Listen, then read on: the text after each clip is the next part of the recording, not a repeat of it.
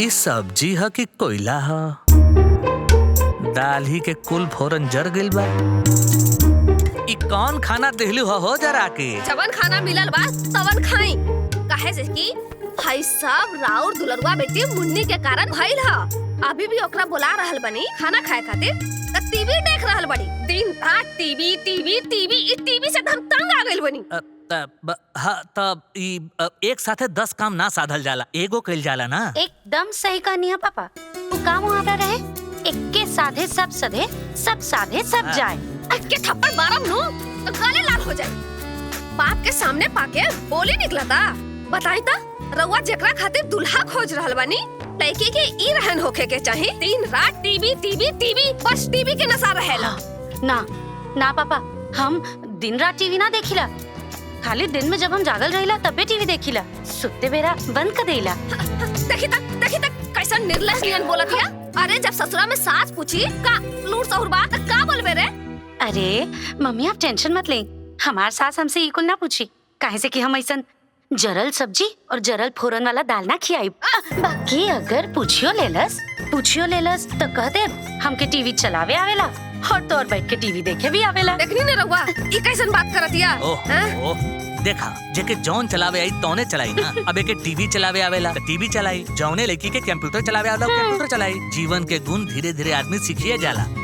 और अगर ससुराल में टीवी ना भाईल तब बहुनी के का हाल होई हो?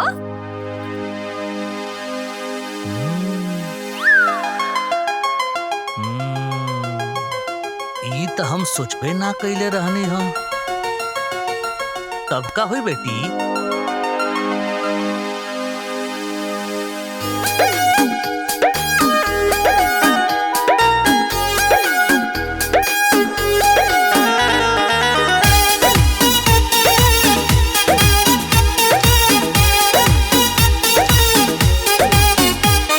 गहना गुड़िया दीहा या मौत दीहा पापा। हाँ, गहना गुड़िया दीहा या मौत दीहा पापा। आ हमके एगो टीवी जरूर दीहा पापा। आ हमके एगो टीवी। रुपया पैसा दीहा या मौत दीहा पापा। बड़की स्क्रीन टीवी जरूर दीहा पापा। बड़की स्क्रीन टीवी जरूर दीहा पापा। बड़की स्क्रीन टीवी।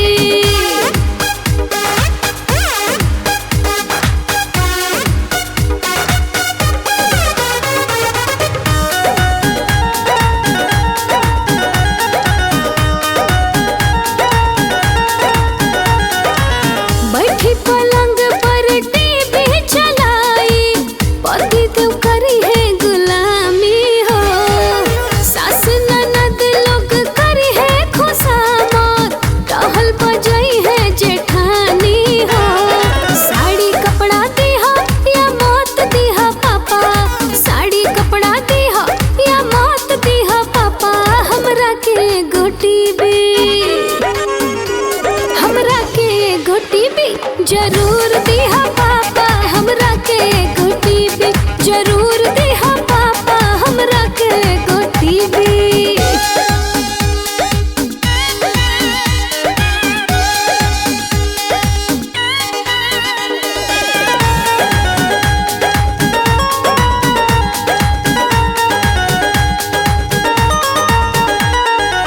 ससुरा में चली अब हमरो रजैसी, बात हमार केहू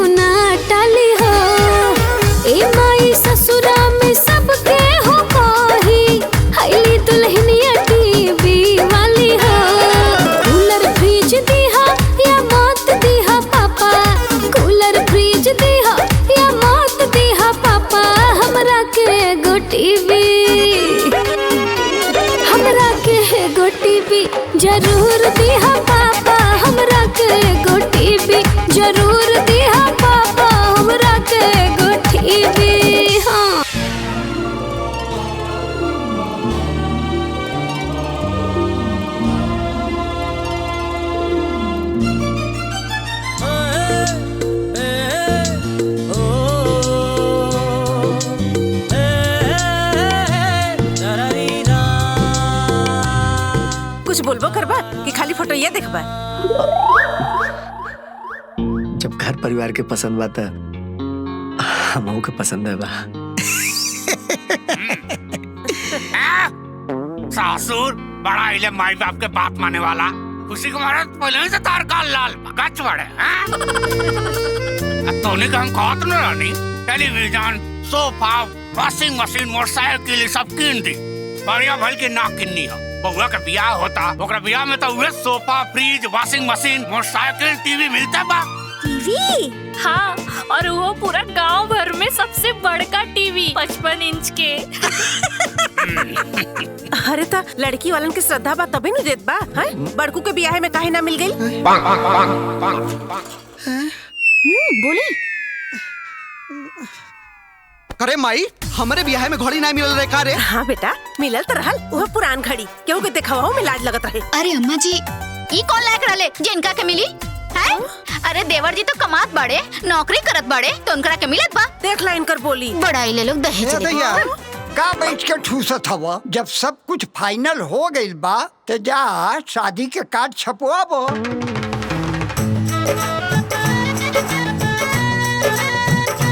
नमस्ते सर। हाँ नमस्ते सर, ये हमारे शादी के कार्ड। अरे वाह, कब है शादी? कल है शादी। ओ सॉरी, मैं तो नहीं आ पाऊंगा, पर तुम्हारी शादी के लिए बधाई। Wish you happy married life. Thank you sir. Thanks. प्रणाम सर।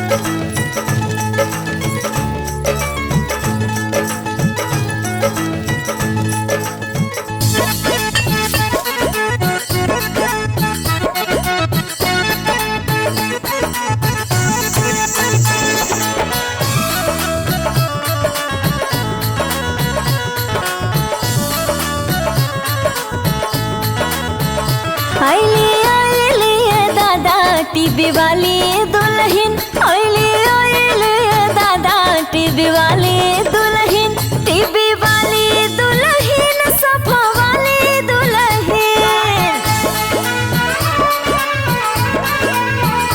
आइले दादा, टीवी वाली दुल्हन, आइले दादा, टीवी वाली दुल्हन, आइले दादा, बाइक वाली दुल्हन।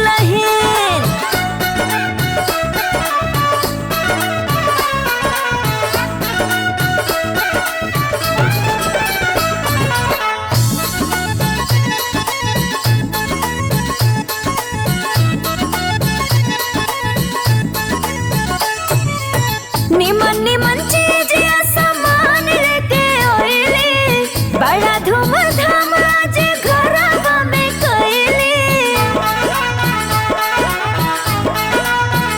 हाँ, गाँव में केकरो अइसन मिलल बा दहेज हो, रखा लोग सब ई सामान के सहेज हो। लड्डू वाली दुल्हन, खाजा वाली दुल्हन, आइले दादा, टीवी वाली दुल्हन, आइले दादा, टीवी वाली दुल्हन, आइले दादा, बाइक वाली दुल्हन।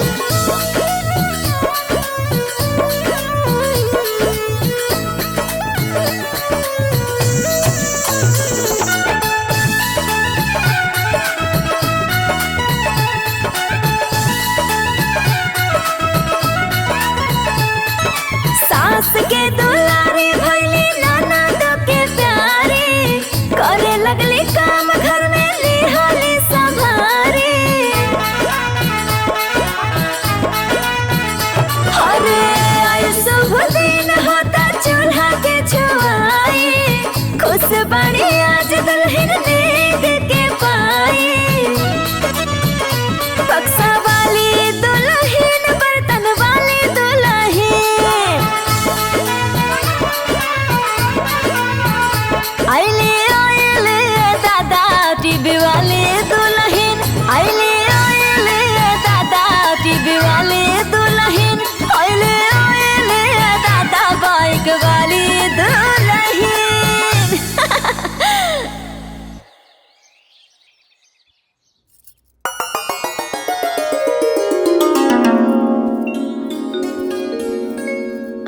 दीदी वो हम कहत रहनी कि बियाह के 7 दिन हो गए और शादी में मिलल कुल सामान ऐसे ही एने ओने पसरल बा। वो कहा कि सबके सरिया के एगो कमरा में रख दिया जात ठीक रहित ना। अरे मुन्नी तू ठीक कहा तारू। ब्याह में कोनो भी सामान देवे लेवे में चूक हो जाला, सुई भर के कमी हो जाला, तब वो लोग रिसिया जाले, मुंह फूल जाला, और जब सामान मिल जाला तब कोनो कदर ना रहेला। अब हमरे शादी के देखला कितना साल हो गईल, कुर्सी मिलल रहे, सोफा मिलल रहे, डाइनिंग टेबल मिलल रहे, सब एहर ओहर पसारल बा। अरे दीदी सामान के तो ठीक है, तनी सा एने ओने रही तब भी कोनो दिक्कत ना रही। बाकी टीविया जौन आइला केहू के अगर केहू भी लग जाए तो वो तो फूट जाए। उससे बढ़िया ओके कहीं अच्छा से लगवा दी ना। ई तो तू ठीक कहा तारू। ए दीदी का यार न्योता वाला डायरिया रखल है, देखलू का? नेवता वाला डायरी तो हम ना देखनी है, लेकिन तू बार बार कमरा में का देखे आवतरा, का करे आवतरा, ये हम जरूर समझतानी। अरे डायरी तो एगो बहाना बा, शादी भइल नहीं, चाल ढाल कुल बदल गई। मतलब हम डायरी का हिसाब ले वाला ने, तू लगलो हमारा हिसाब लेवा। ए जी हाँ जी बोली ना। ओ हम दीदी से कहत रहनी है कि टीवी जौन आइल बा ओके कहीं लगवा दी ना। हाँ लगवा दे तिला। जाई बतियाई ना सबसे। अब बती। हाँ तो जैती तो तनी बतिया लेती। पागल चला।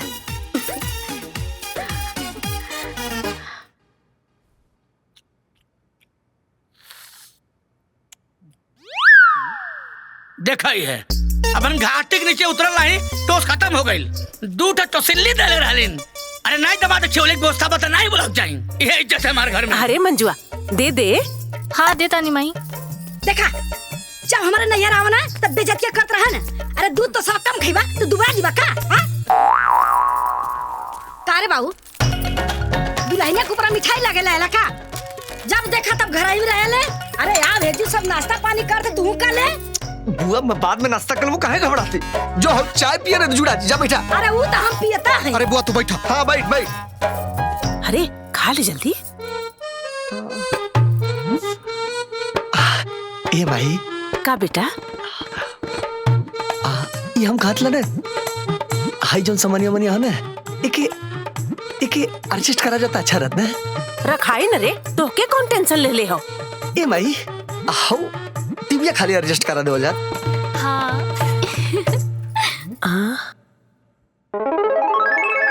हाँ रे सही कहत बड़े थे। टीविया लग जाए तो बहुत बढ़िया रही। हे भौजी टीविया लग जात ना तो हमाओ कुछ दिन देखे के जाए। अरे हाय तो फूफन बाबू हाय ना जीवन में एक बार सिनेमा हॉल दिखावे के ले गएला ना। कौन सिनेमा रहे? गंगा किनारे मोरा गांव। वो फिल्में हमहू देखले रहनी 4 बार। बड़ी भीड़ कैसे कैसे मुक्की में हाथ डाल के टिकट कटोले रहली। ए बाबू टीवी लगा देते ना तो हम ये जब बैठ के टीवी देखती तो चाची बड़ा कच कैले रहले। लगा हाँ, लगवा दी ना लगवा दी। भैया लगवा दी ना टीवी। ठीक बा लगवा दे। शांति रखा लगिन। ए बबुआ टीवी लगाओ खातिर मिस्त्री को बुलाओ पड़ी नु मन लगाई। बुला के पड़ी। ठीक बा बाबूजी हम बुला दे। अरे आराम से धीरे आराम से रखिया। बाबूजी मैकेनिक से बात हो गई बा, उ कल आके टीवी लगा दी। तब तक हमने के ई तय कर लिया कि टीवी कहाँ लगी। अरे औरी का द्वार पर लागी। हाँ तुहरा टीवी द्वार पर लगी तो मेहरारू मंडली कैसे देखी जी? टीवी अंगना में लगी। आंगना में लागी तो गांव जवार पंचायत का मर्द लोग कहाँ देख? अरे द्वार पर लगी तो गांव घर का नानी बारी कुल कैसे देखिए जी? टीवी अंगना में लगी। टीवी द्वार पर लागी। हम कह देनी ना टीवी अंगना में लगी। जाके बोली ना कि टीवी अपना कमरा में लगी। जाई ना बोली ना। मैं कैसे बोलूं? हाँ बोला। ए दीदी आप जाके बोली ना टीवी हमरा कमरा में।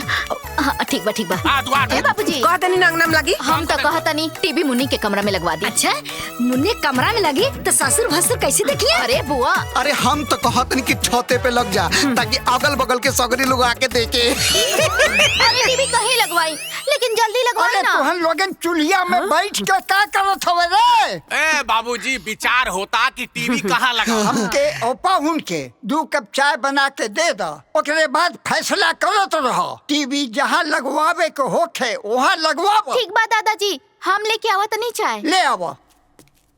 हाँ तो टीवी द्वार पर लागी ना, टीवी द्वार पर ना, टीवी अंगना में लगी। अरे द्वार ना, अंगना में लगी। अंगना में लगी। अरे बाबूजी, तू कहा तो द्वारे लगी, तू कहा तो अंगना में लगी, तू कहाँ से किया? वो कह रे?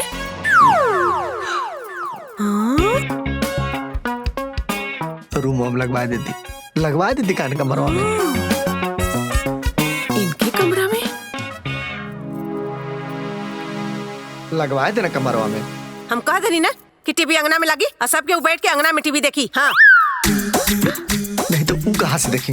हाँ गजब पतिया होते रे, इतना बड़ का अंगना है, कौनो कोना में खड़ा होके देख लिया टीवी। अरे माई, टीवी उनकर बाऊ के देहल है। हम कह देनी ना कि टीवी अंगना में लगी तो अंगना में लगी। अच्छा सब बहस पर विराम लगाओ लगे।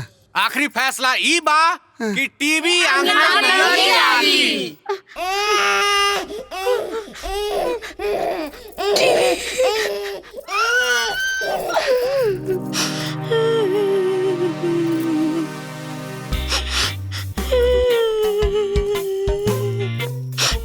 ए मुन्नी, नरुआ हाय नाश्ता कला। हमके नहीं के मन कर के हमार भूख प्यास कुल खत्म हो गइल बा।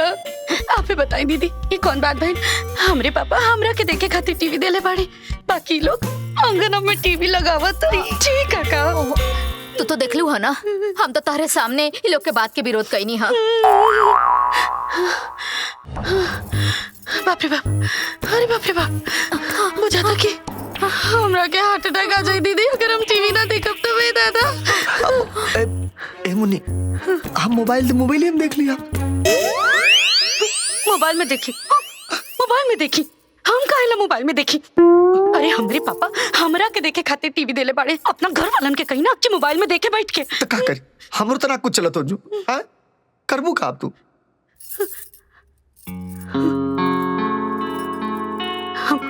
हम अपना पापा से बात कर। हाँ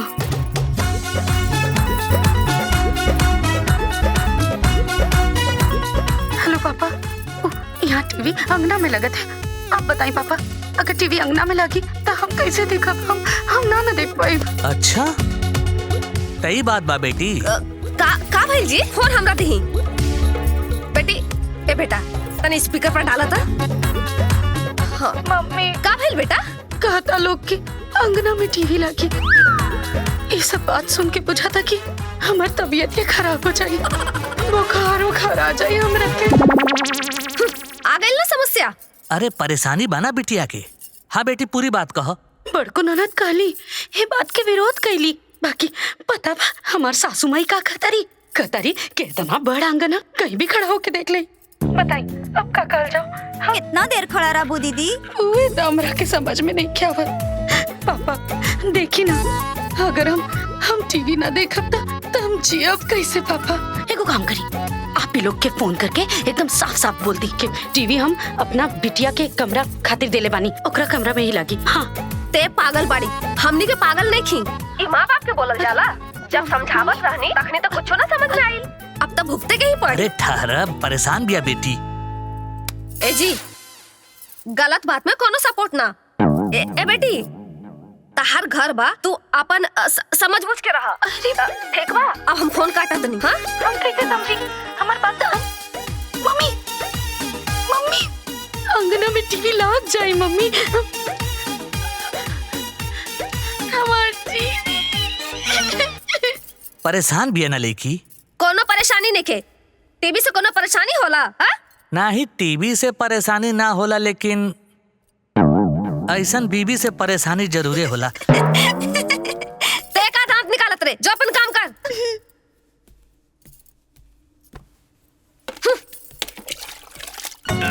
सवाल आराम से।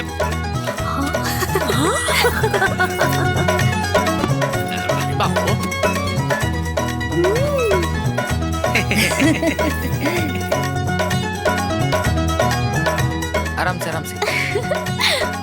आराम से रख लगे, आराम से। सही में बड़का टीवी बा। माई। हाँ बेटा। जन छुटकी के यहाँ से टीवी आयल है ना, वो लगता अब हमनी के आराम से बैठ के टीवी देखल जाई। अच्छा भाई। हाँ माई। हाँ। बबुआ नयका टीवी का पूजो खातिर फूल और प्रसादी ले लिए। ठीक बा। अरे बबुआ सुन सुन सुन सुन सुन सुन सुन अरे अरे हे बचवा हाउ जौने टेबुलवा पर टीवी रखाई ना ऊपर बिछावे खातिर हाउ एगो जौन प्लास्टिक का मेजपोस होला ना ओके ले ले है। हे बाबूजी हम भाव से बतियाए। हे भैया दा ना ए बाबू मंटू और से है ना तो दू को समोसा ले ले हमरे खातिर। अरे हे भैया तैया के खाइबी हम नहीं खाई। ए मंटू ए बाबू हम तोहार फुफा बोलती सुना हमरे खातिर 8 गो समोसा और मिर्ची चटनी ले है। हे बाबू हम आहू खातिर 8 गो ले ले ये 8 को खैया का हम दू को ना खाए बाबा। 8 को खा के नहीं अरे जिफा ले ली तू तोनी का बगदून बंद कर ले। समोसा इमरती जलेबी सब आ जाए तो नहीं। ए बबुआ सुन नारियल भी ले लिए आज तनी जल्दी आओ पूजो में लेट होता। समोसा ए जी तब से हम टेबुलवा बिछाओ तनी बैठा सब आई समोसा समोसा। अरे कपड़ वाली अरे पोछे बदे कसा गइल।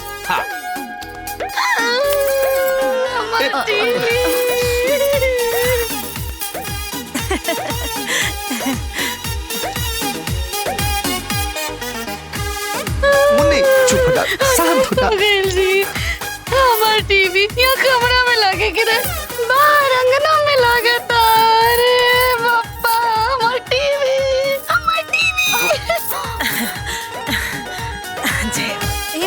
तबीयत पहले से भी खराब। आपका दौरा के तबीयत यहाँ खराब हुई। संभाल के सुना ना मुन्नी मुन्नी अरे ये दुख के घड़ी में अपने आप के संभाला तो हमने है ना। हाँ जी खाली फोड़ी फोड़ी।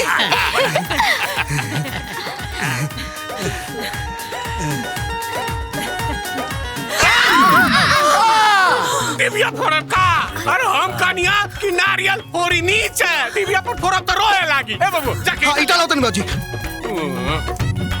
भला रुआ बचा लेनी ना तो टीवी फूट गइल रहा। बोले बोले विश्वकर्मा भगवान की बाबू टीवी चालू करना सब लोग देखेगा खकुआइल बा। रुका महाराज पहले सिस्टम तो बता दी। अरे मर्दवा सिस्टम बाद में समझ पहले टीवी आता चालू। जी ठीक बा दबाई लाल बटन। कौन है वाला लाल बटन टीपा ऐसे चालू हो जाए। हाँ चालू हो जाए। अरे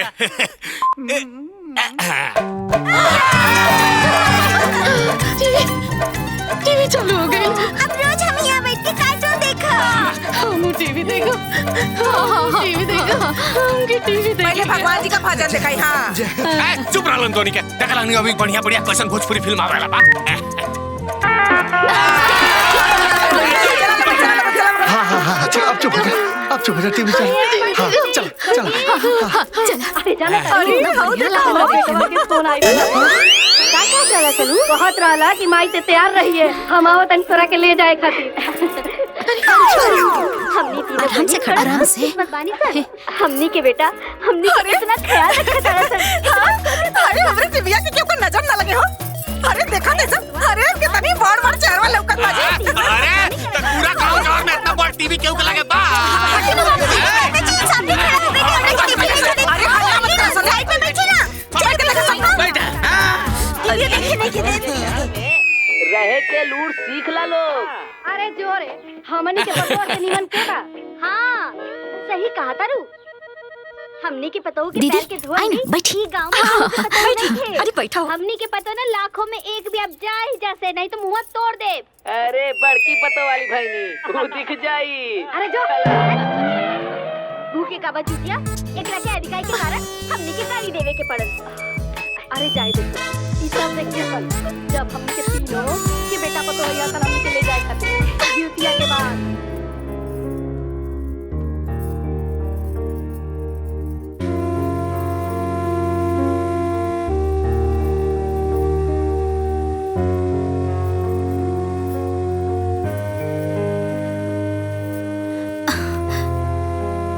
मुन्नी बैठा। तू इतना उदास का है बाड़ू। घर में कुछ भी होत रहे हमेशा आप ही एकदम बड़ बहन जैसन हमार साथ देत रहनी। अब आप अपना ससुरा जाता नहीं था हमके तनिको नीक नहीं खिलागत। हमरो मन ना करता जाए बदे, लेकिन का करी, जाए के तो पड़ी ना। आज तू तो हमरा ससुराल वालन के जनते बाड़ू ना, हम अपने सास के बात ना काट सकीला। उनकर अजबे गजबे लीला बा। हाँ, हो तो बटले बा। तू अपन ख्याल रखी है। अब कोनो बात हुई तो हमरा के फोन जरूर करी है। अरे दीदी तू अभी ले पैकिंग करे ताड़ू। चलो जल्दी, बाहर गाड़ी आ गई बा। चलो चलो। हाँ हाँ जल्दी आओ। अच्छा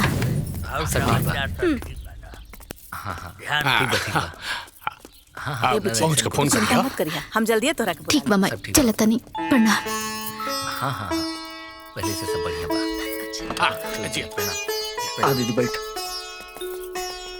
खुश रहा, अपन ख्याल रखिए दीदी और फोन करत रहिए। ध्यान रखिए और रोइहा मत। सबके साथे बैठ के टीवी देख लिया, कहे कि टीवी में तो ताहर जान बसेला ना। हाँ फोन करिया बाबू, ठीक बा? ध्यान रखिए। Bye bye. हाँ।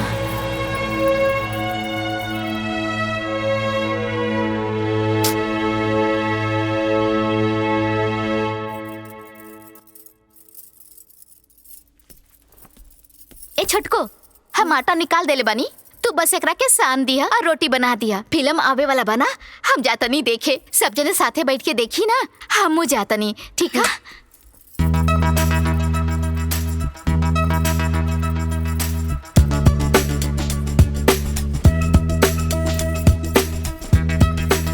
अरे दुल्हन, दादाजी के खाना देवे के हा, जल्दी बना दिया। कैसे हमनी के फिल्म देखे के है ना, खाना ना बनल रही तो चिल्लाई है।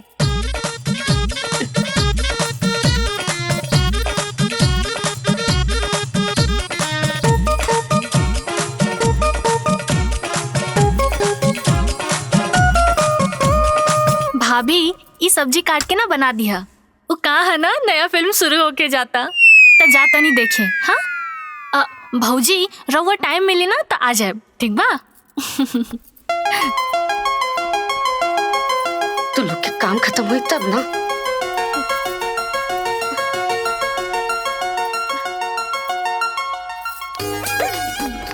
ए बबू, ए हटाओ ऐसा बातों बिछाइए, जाके पहले टीवी चालू कर। चल चल चल। ए बेटा, ए मुकुलिया, अरे हाँ भाई। तनका सा संतोष के माई के फोन लगा दे, कहत रहनी है ना कि टीवीया शुरू होके वाला होई तो हमरा को बुला लिया। भाई संतोष के माई को बुलाती, वो तो देखा तो हरियर पेड़ झुरा जा, टीवी एक टोना मार दे। अरे बा फोन लगा तू। गाँव वाला लोग तक के बुलावता लोग, बाकी हम यहाँ घर में हैं, हमके क्यों नहीं के पूछत। अरे अम्मा जी, वो रिंकू के चचियो कहत रहे कि जब टीवी चालू हुई तो हमरा के बुला लिया। उनको के बुला ली ना। हाँ तो सिनेमा हॉल बना दे लोगन ने। ए बबू तो का हो गलू, कहा तेरी आस पड़ोस के लोग के बुला लेना। अरे लोगों के तो पता चलक चाहिए कि हमरा बेटा के ब्याह में 55 इंच के टीवी मिलल बा। अरे भाई, हमरे पापा हमरे खातिर टीवी देले, बाकी घर के लोग और तो बाहर के लोग भी आके देख ले, बाकी हमके देखे के ना मिली। अरे भाई क्यों टीवीया चालू करी, पूरा टोला मोहल्ला के बुलाने के चक्कर में फिल्म के टाइम निकल जाए भाई। अरे हाँ पापा, आप सही कहा तनी। अगर फिल्मिया निकल गई तो रुकी, हम जाता नहीं। हाँ जो घबरा ना।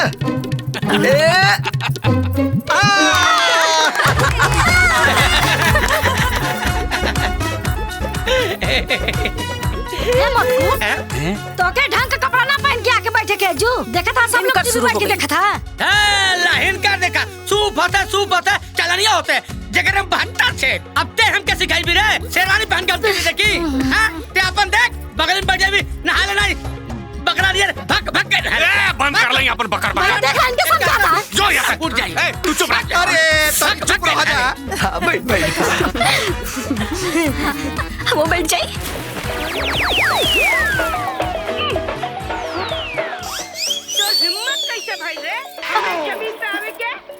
करे हरे संतोष के माई फोन लगाउले। अरे हुला करे हो गई।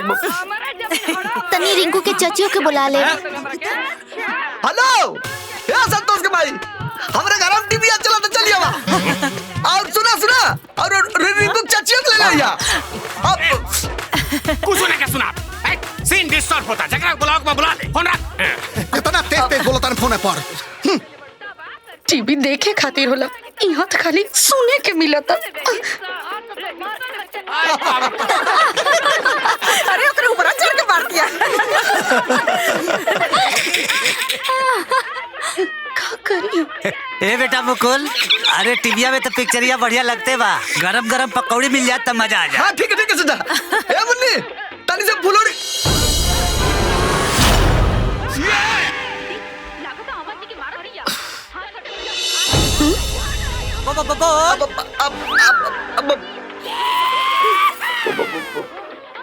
ए दुल्हन, हाय देखा था ब्याह के बाद हकलाए लागल।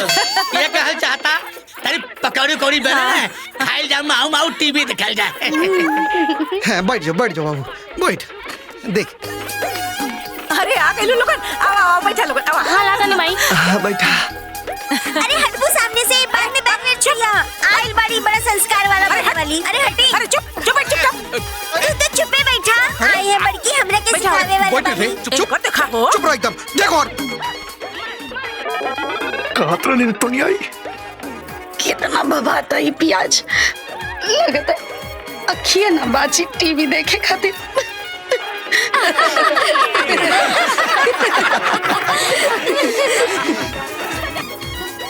ए बब्बू, ए ढेर लोग बाटे तनी बहुरिया से कौदा पकौड़ी और बढ़ा दो।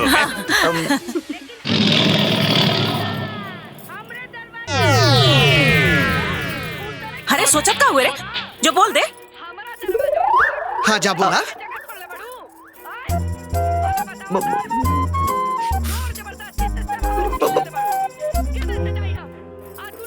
अरे जो बोल दे, भोंदू नहीं था। दुल्हन पकौड़िया वैसे बना दिया, आदमी बढ़ गल हुआ हो। जी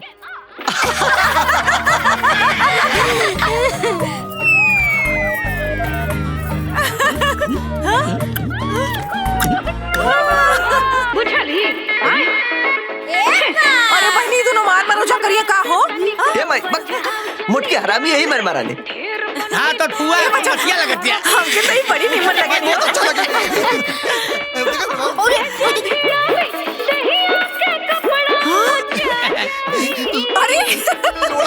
अरे कुछ मारा दिया।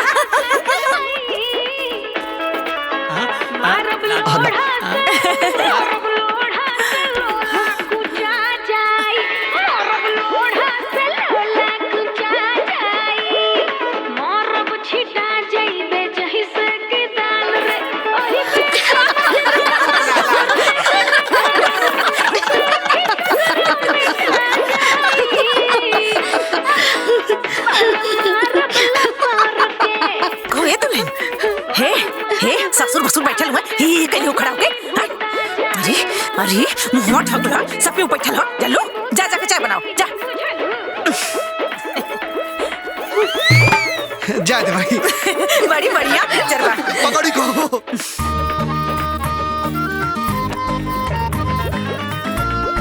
भगवान करस टीवी फूट जाओ। टीवी का है एकने की आंख फूट जाए, गोड़ टूट जाओ, रिमोट खराब हो जाओ। अरे आकाशीय गिर जाओ ये लोग के ऊपर।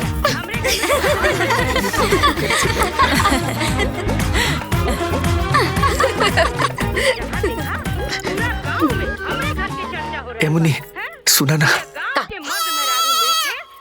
तू लोग के चक्कर मत पड़ा। काहे न पड़ी, हम लोग टीवी देखे के दिल करा था। अरे तू फटाफट खाना बनाओ, टीवी के ठीक सामने हम शीशा लगा दे और वही शीशा में तू आराम से आग गड़ा के देखा। इतना बड़ टीवी इतना से शीशा में देखी। अच्छा कोई देखा था नहीं ना, सीधे नटैया रहते। जाई जाई ता जाई। ज्ञान देता रे। बाप रे बाप, दिमाग फट जाए।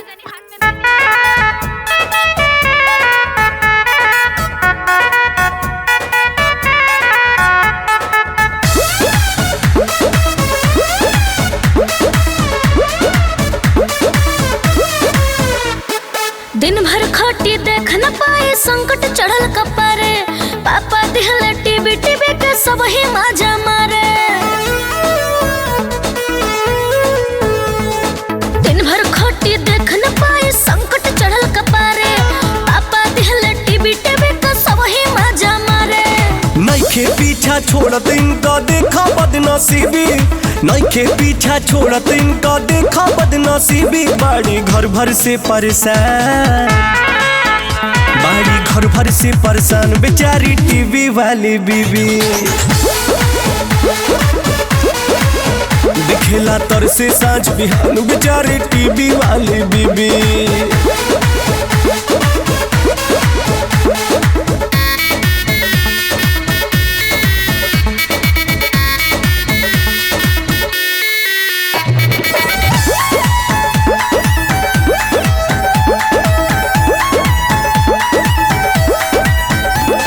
घर भर खाला बैठल देखे टीवी आंख पसार के देखेला हम तरसीला रह जाएला मन मार के।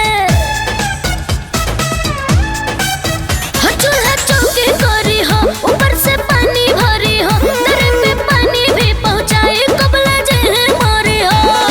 दूरे बाड़ी उहे टीवी से सब ही भइल करीबी। दूरे बाड़ी उहे टीवी से सब ही भइल करीबी। बाड़ी घर भर से परेशान, बाड़ी घर भर से परेशान बेचारी टीवी वाली बीबी। दिखेला तर से साँझ बिहान बेचारी टीवी वाली बीबी।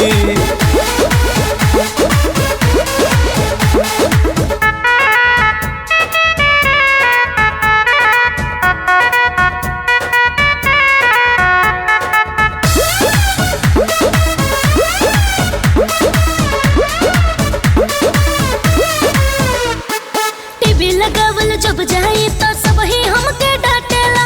हमरे टीवी हम ना देखी सोच कर जा फाटेला। केहू के लाज न आवे हो कि सब ही उन्हीं धावे हो।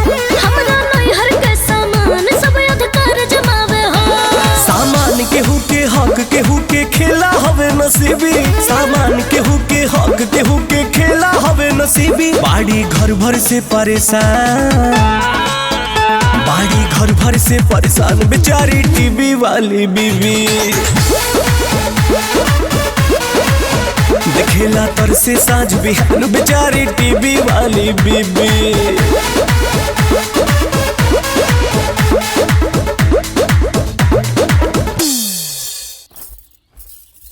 देख संभाल संभाल के ले जा लगिन। हाँ ठीक बात तारा के मेहमान आओ तलो देखिए तनी मिठाई उठाई के रस ना पर गिरा दे लो। नया सोफा बा। सोफा अभियान जल्दी लौटा लिए ये लगिन। अम्मा जी का हो दुल्हन? सोफा लेके जाता रहा लोग। का जी सोफा कहाँ लेके जाता लोग? अरे वो सतरोना के बहनिया के देखौकी लोग बिहान आवे वाला बा तो वे हित लाख लोग के बैठावे खातिर ले गइल लो। वो नहीं किया जाता हो। अरे बाप रे बाप, आज ले अपना सोफा पे हम खुद न बैठनी, बाकी ये लोग गांव भर के सोफा बाटे करे। हमारे बाबूजी के दिया सोफा। उड़ी मामा चंदन देखला इतना ही चलाक बनत रहल अपने आप के। का कहत रहने ए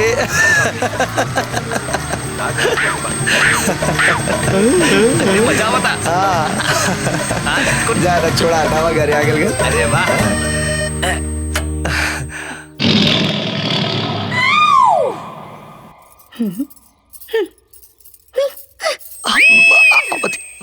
सही कहा। गाड़ी कमाल के बाद एक काम करा तू लोग चला हम बाद में मिले भाई। अच्छा ठीक है चला। कहा आई है ना ऐसा कहीं होला का बताई था। कहा बता अरे ना पहले ये बताई कि ऐसा कहीं होला का। तो धीरे बोल तो काम ना चलत का। अरे कुल देख के था हमार परमण फाटे लागल बा और आप कहता नहीं कि हम धीरे बात करी। कैसे धीरे बोली आप बताई। एगो बात बताई, सोफवा गांव भर में घूमता, बाइक एकदम सवारी गाड़ी हो चुकल बा। यही खातिर हमरे पापा हमरा खातिर इतना प्यार से कुल कीन के लिए ले रहले का कि पूरा गांव भरों पे घूमे। देखा गांव में रहे बदे गांव के तरह रख पड़ा। अच्छा तो एगो काम करी, कुल सामान भाड़ा पे चढ़ा देवे के ना पैसा मिली। कुल जियान होता। हेलो हाँ मोहन। अरे भैया हमके ससुराल जाके बा, मोटरसाइकिल मिली का? मोहन हम चले गए तो अकेले में चल बा। अरे ना भैया हम अकेले जाई, बस अपन मोटरसाइकिल दे दा। अच्छा अच्छा अच्छा अच्छा ये ले लिया भैया। ठीक बा भैया आओ तनी। अरे बाप रे बाप, हमार दहेज में मिलल कुल सामानिया डांड हो जाई घर में। अब हमके कुल सामान के खुद ही रखवाली करे के पड़ी, खुद ही रखवाली करे के पड़ी।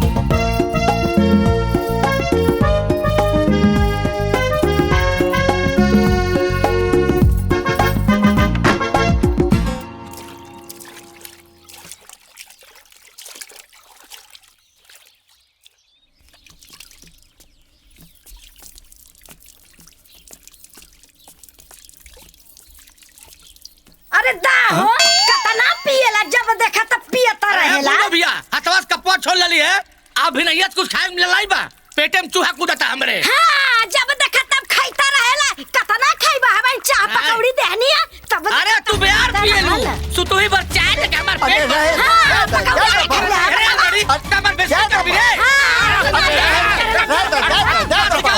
हमरे सब समझा भैया इनके समझा। कुकुर बिलार खानी लोड़ा था अरे भाई जो अंदर चाय बना बैठा ना दिन रात खाली पटर पटर करता है मोहन आओ प्रणाम चाचा। खुश रह खुश। अरे मुकुल से बात भइल रहे, थोड़ा बाइके के चाबी चाहिए। मुकुल। हाँ बाबूजी। मोहना आइल बा मोटरसाइकिल के चाबी ले आइबा। हाँ लेके आवा दिला। कहाँ जाए? अरे चाचा ससुरारी जाए के रहे, वो शादी लागल बना एक खातिर जाके बा। अच्छा अच्छा हेलो हमन ला जा आराम जाया। अरे हिते खातिर घोड़ा गाड़ी होला कहीं रास्ते में तोरे लगे रख देबा इना की काम देख जा ससुरा। अरे मुकुल भाई। हाँ अरे मर्दे तो पंचर बा हो। पंचर हो गए? पंचर? अरे बढ़िया कैसे पंचर हो गया भैया? तोर मोटरसाइकिल तोरा नु पता होई। अरे तो छबिया जानी ना बिना काम। और चढ़ा छोटा लोग नाई गांव वालन के मांगे में लाज लागेला और नाई दोनों जना के बाटे में लाज लागेला। ए बड़ू अगला चौक पर जाके हवा भरे वाली है। हाँ हाँ भैया जा अगला चौक बनवा लिया जा। ए जी हाँ हाउ पंक्चर टायर के डुगरा डुगरा के गांव के बाजारी तक ले जाइल जाइता नई का टायर वा घिस ना जाई। हाँ ए भैया नया गाड़ी नया टायर पैदल लेके जी बहुत खराब हो जाए। ए मोहन भैया क्यों गाड़ी मांग लेता बड़ा बढ़िया रहता है। चलो ठीक बा हम सवारी गाड़ी से चल जाइए। हाँ भैया सवारी चली तो बहुत बढ़िया रही। हाँ निकल भैया एकदम आराम से। बा मुन्नी गाड़ी के उपाय तो तू कर देलू, बाकी अब टीवी के भी उपाय करे के पड़ी। जब हम ना देख पाए तो केहू ना देखी। यार कैसे पंचर भैल।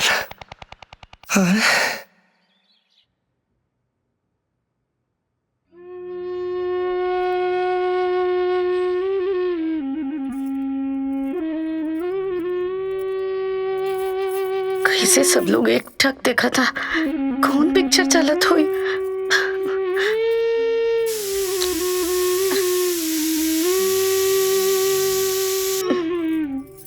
कौन उपाय लगाई हाँ करी कैसे टीवी देखे के मिली हमके। बताओ कितना चढ़बाक पतोहिया बिया।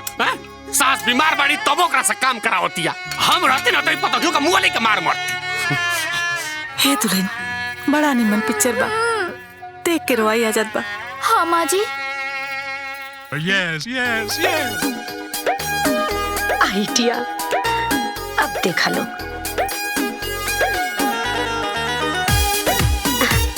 खाइली दादाजी खाना खा ली। बहुत समय से खाना ले लू बहुत भूख लागल रहा।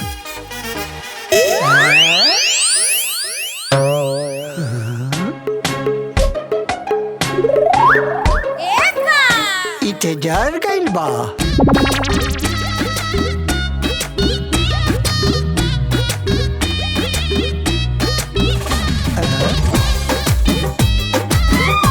दालो जल गई सब जरल बा।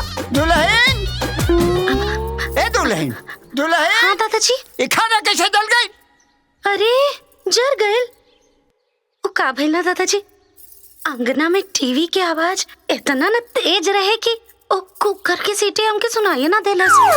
कहा बताई हम वो लोग के कितना कहत रहनी कि तनी टीवी की आवाज कम कर दो लोग दादाजी के खाना देवे के समय हो गई बा। बाकी वो लोग कहत रहले कि अगर दादाजी के 1-2 घंटा लेट से भी खाना मिली तो का होई।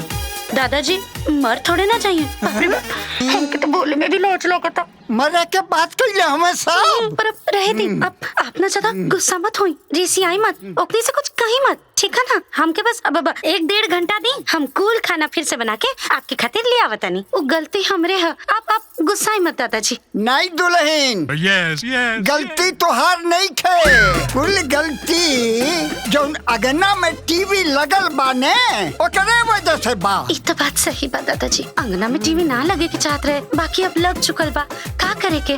कुल दिक्कत ना वही वजह से होता। आज हम कुल दिक्कत सही कही दे। ले आओ हमार डंडा ले आओ तू। हाँ हाँ हाँ हाँ हाँ ले आओ, कहाँ बा डंडा? हाय आराम से आराम से। अरे अरे देख के दादाजी, देख के। अरे बाकी दूसरे केहू की इज्जत की कोनो परवाह नहीं। आज लोग के टीवी देखन निकल जाए। ये बात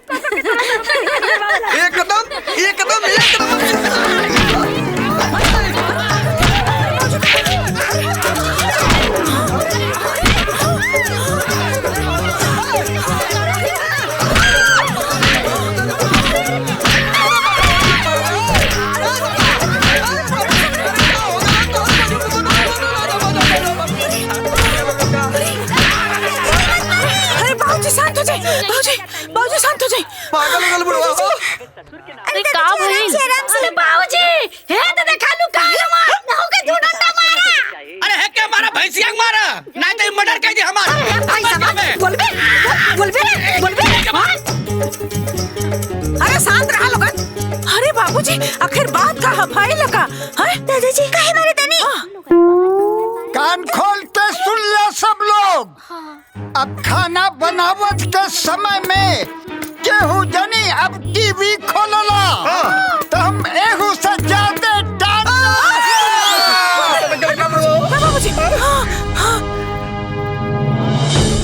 कुल के जड़ ई टीवी बा, न रही बास और न बाजी बांसुरी। हम आज अरे टीवी के काहे फोड़ा तनी? हां एमे टीवीया के कौन दोसा? उता ई टीवी आंगन में लागल बा, वही ना गलत था। ऐसे हमार टीवी के बखश दी ऋषि आई मत छोड़ दा। अच्छा ठीक बा, अंगना में टीवी ना होके के चाहिए। आज के बाद अंगना में टीवी ना चली, ना चली, ना चली। पगला के लगा बुढ़वा रे, ई बुढ़वा। हे जी अंगना में ना चली तो कैसे देखा जाए? अब का भाई का हुई?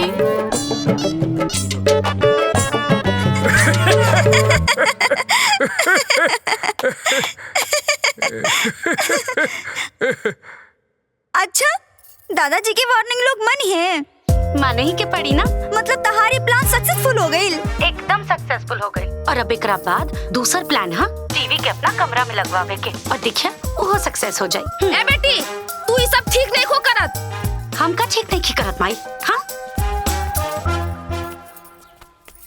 का नीचे किचन में बहुत गर्मी होत रहे, तो इसी यहाँ छत पे तनी हवा लेवे खातिर।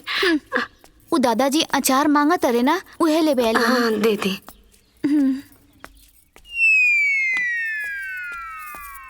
हाँ माई हम का ठीक नहीं की करत। जॉन लड़की बिना टीवी देख ले एगो क्षण न रह सकत रहे। उ तो आज कितना दिन से बिना टीवी देख ले जिया तारी। हमरा के बुझाता ना कि हमरा के सदमा लग गई, बस सदमा, बीमार हो गई बानी हम। और अब ना हमरा के एक घर के कोनो भी आदमी के कोनो परवाह नहीं थे। अरे ऐसे ना कहे के बिटिया, अब देखा बियाह के बाद तो हार घर उहे है ना। हाँ ठीक है, हाँ हमारी है घर। पापा जी हम देखिए हम ऐसा करब ना कि सांप भी मर जाए और लाठी भी ना टूटी। अब चिंता मत करें। ठीक बा हम रखा था नहीं।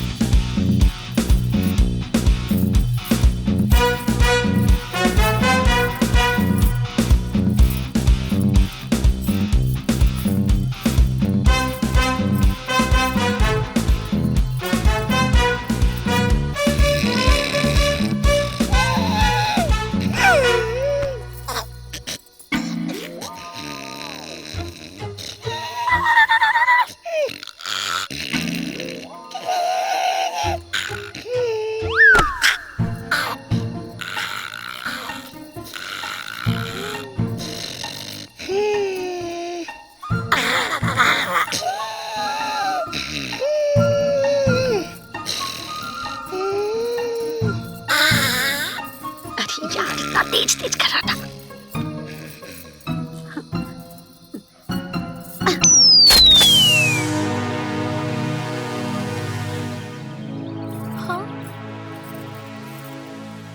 अरे बाप रे बाप, आज सेटअप बॉक्स चोरी भइल बा, तार चोरी भइल बा, काल होके टीवीओ चोरी हो जाई था। बाप हो बाप, हमके तो लागत था कि यहाँ आंगन में टीवी के कौनो सुरक्षा नहीं खे। हाँ ठीक है कहती। अरे दुल्हन ऐसे काहे कहत बाड़ू? हमने के अपने सामान का दुश्मन ना नहीं हो। अरे हम ऐसा ना कहत रहनी अम्मा जी कि हम सब लोग यहाँ घर में कोनो सामान के दुश्मन नहीं। बाकी आप तो देखते बानी ना यहाँ कितना सुरक्षित बा टीवी। अब घर से अगर चौकी चोरी हो जाओ, चूल्हा चोरी हो जाओ, तब हमनी के दुख ना होई। बाकी 55-60 हजार के टीवी के अगर कुछ हो जाई तो हमनी सबके तकलीफ होई ना। अरे इतना में तो केहू के किडनी आ जाला। बहुरिया सही कहतिया। तोहर लोग खाली टीवी देखे के शौकीन बाड़ा, बाकी ओकरे सुरक्षा से तोहर लोगन के कोनो मतलब नहीं है। सुरक्षा खातिर तो कहता नहीं ना दादाजी के है टीविया कोनो घर में लग जाओ, है ना? हाँ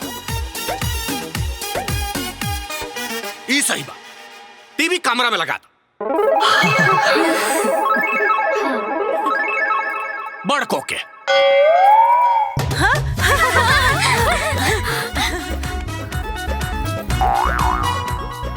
हाँ, हमरे कमरा में लगवा दो लोगन। हाँ, हमरे कमरा में लगवा दो। सही बात बा, दीदी के कमरा में ही लगे के चाहिए। अरे बाकी गुड़िया के एग्जाम आवे वाला बा ना? हाँ चाची। तई पढ़ाई करी तो वहाँ तो टीवी बंद रही, केहू देख ना पाई। बाकी कौन बात है, एग्जाम के कहा फेल हो जाए तो हो जाए, बाकी टीवी देखल बंद ना होके के चाहिए, है ना? लगवा दे। बाप रे बाप, टीवी के चक्कर में अपने बिटिया का भविष्य खराब ना करब। टीवी अम्मा जी के कमरा में लगा दी। हमारा कमरा में ना लगा। हमारे घर में लगवा दो लोगन। लगवा दो लोगन। Yes. अरे अम्मा जी के कमरा में, अम्मा जी के कमरा में टीवी लग जाओ, उससे बढ़िया का रही। बाकी हम अखबार में एक बार पढ़ ले रही कि बूढ़ पुरानिया लोग के संपर्क में टीवी के ना रखे के चाहिए। कहा टीबिया के रेडिएशन से कई बार पुरान लोग के सुने की क्षमता खत्म हो जाला और कई बार तो आँख की रोशनी भी खत्म हो जाला। और तो और हम यो सुननी है अम्मा जी कि पुरानिया लोग अगर टीवी के ज्यादा नजदीक रहे ले ना तो उनके भूले की बीमारी भी हो जाला। ना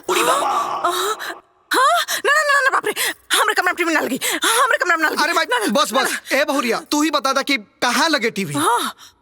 हम बतावत है टीवी कहाँ लगावल जाए। टीवी छोटकी के कमरा में लगा दिया जाए। Yes. काहे कि टीवी के उनकर बाप दहले बाटे, ए लिए बहुरिये बहुत अच्छा से संभालियो के। हाँ तू का कहत बाड़ू दुल्हन? अब हम का कहें अम्मा जी, दादाजी घर के बुजुर्ग बाड़ा, जौन निर्णय ली है वो सर्वोपरि है। हाँ दादाजी चली ना, टीविया लेके चली ना कमरा में। चली। चोरी नहीं भइल। अरे चोरी तो भइले नहीं रहल। हाई डेलिया बिजनवा के जो मशीनिया बा ना, घरा के पिछड़वा खेत में फेंकल रहल। अरे मुझको भाई साहब चोरी ना भाई ले लिए, ये जो पूरा घर भर शोर हो गया, चोरी ना भाई ले। अरे ये कमा पहले काहे न कैला, अब काहे आइला? कदैया चुप रहो। देख कहीं भी मिल गइलू ना मिल गइल। लगाओ। एकर मतलब साफ बाटे कि खेत के पीछे मिलल तो चोरी नहीं है। अरे बाबूजी एगो बात बताई, अगर चोरी ना भइला तब फिर हाई रस्सी ने कैसे टांगल बा? हम बतावता नहीं का भइल हुई। चोर अकेले आइल हुई और अकेले टीवी के ना उठा पाउलस तो सेटअप बॉक्स उठा के ले चल गई हुई और सेटअप बॉक्स वहाँ खेत में छुपा के रख ले हुई और आज के बारे में सोच ले हुई कि आज 4 गो रस्सी लटकाई, 4 गो लोग उतरी हैं और पूरा का पूरा टीवी उठा के लेके चल जाइए। उससे बढ़िया टीवी के कमरा में लगाती। बहुरिया तू बिल्कुल सही कहा था। टीवी तोरा ही कमरा में लगी। हाँ उठाई ना भाऊजी, हम गांव से 2-4 आदमी के बुला लाई का टीवी उठाए खातिर? ना हम दिखे उठाए के चली ना। हाँ ठीक है भाऊजी, आराम से। हाँ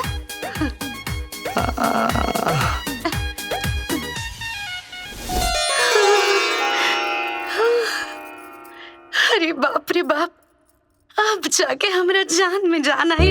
इतना तिकड़म लगौला के बाद अब जाके टीवी हमारा कमरा में लग गई। जय हो प्रभु। बतावा टीवी, तू इतना दिन से काहे हमारे साथ छोड़ देले रहलू? तो कि तो पता ना कि तोरा के देखले बिना हम जी ना सकेनी। खैर छोड़ा, अब तू हमारे कमरा में आ गई ना, अब हम आराम से बैठ के तो के देखा।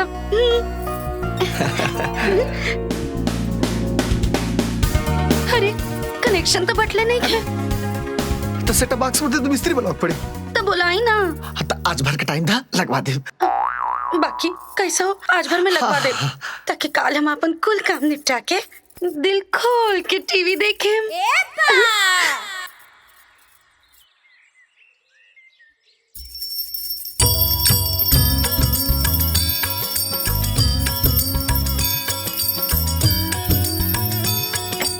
माफ करिए भगवान जी, आज फटाफट पूजा कहीं नहीं।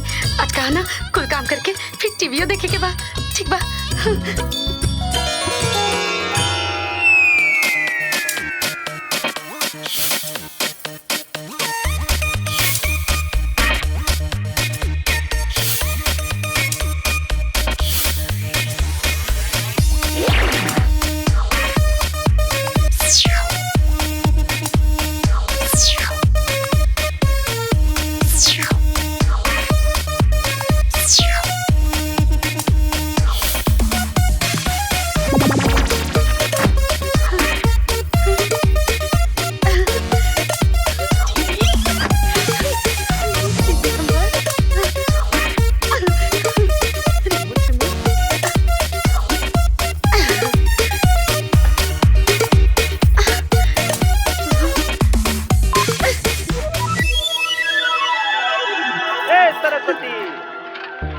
सरस्वती,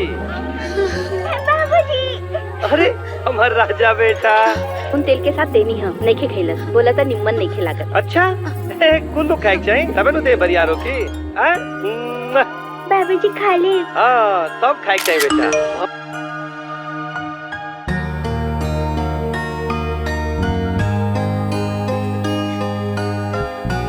माई देखा ना, देखी देखी। का है? मुन्नी दीदी के कमरा में टीवी लग गई। आई बाबूजी आई देखी। बढ़कर बढ़कर।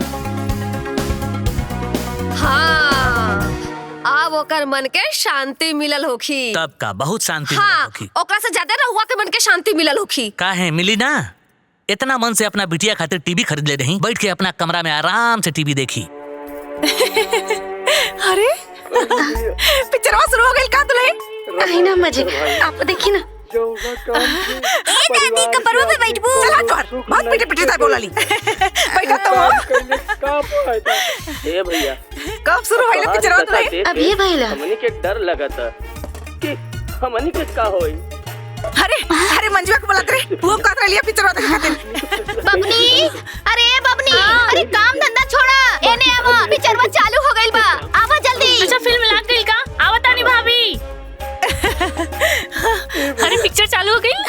अरे माई, बाबूजी लोग के बुला नहीं का? अरे बुला दे, हम बुला के लिए उनके बुलाओ के। बाबूजी। ए चाची रिमोटवा देबू। फिल्म का शुरू हो गई का? आई आई आई अच्छा बैठी। अरे माई रे माई, हमार कपड़िया फोड़ दिए। हेलो कथा में जी। माटी खा लिहल जाए, लेकिन एक काम हमनी अब ना कर जाए। हाँ भैया।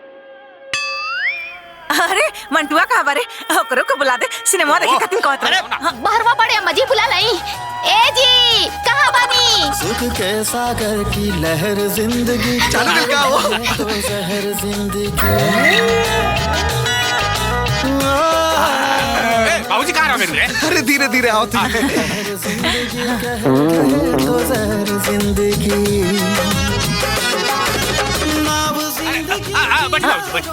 आई बाबूजी आई। मार वक्त के अरे हरिया खा सकते हो? जाओ मुझे। अरे मार वक्त के सही न जाए। क्या है मुटकू? आके टिबिया देखा था अपने, हमके बोलाई बना केला।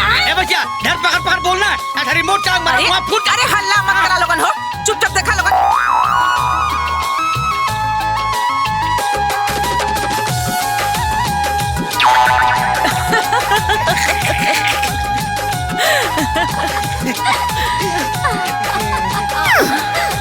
सदमा में नगमा जीवन का सुरीला हंसू खड़ा बाड़ तू समन में खड़ा बाड़ू टीवीया में घुसे बुका का करी अम्मा जी? अरे तब पिछवा जाके देखा ना जा। अरे हट जो दुल्हन की जाएगा बैठिए। सदमा में नगमा जीवन का सुरीला तान रहे दिल अरे हटा हो हमके टिबिया देखेगा। कांटों पर भी चलना है पर कौन जी हमार कमरा के सिनेमा हॉल हमें के देखने के मिला। का हो दीदी कमरा में टीवी लग गई तो हमने के बुलावे के भुला अरे ना हो हम वो पिक्चर में देखत रहनी है आवा लोगन आओ बैठ देखा लोगन बैठ जा। अरे चुप रह तू दुल्हन एगो कुर्सी ले आवा। कुर्सी ए बबनी तनी उठी ना। हाँ बैठे थे काकी के बैठी काकी। भौजी थोड़ा साइड हटो ना।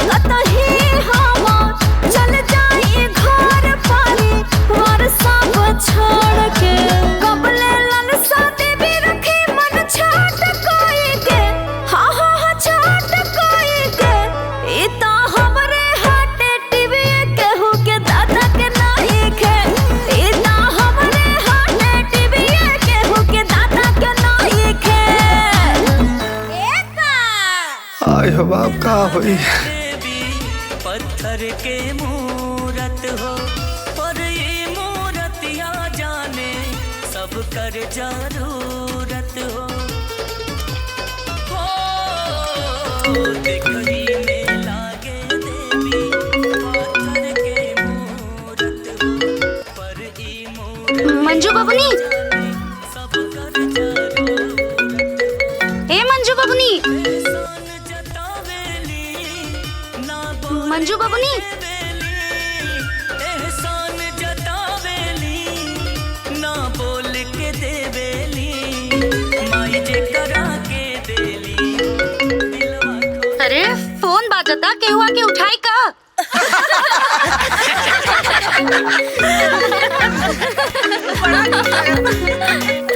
अरे केहू उठाई फोन बाजता।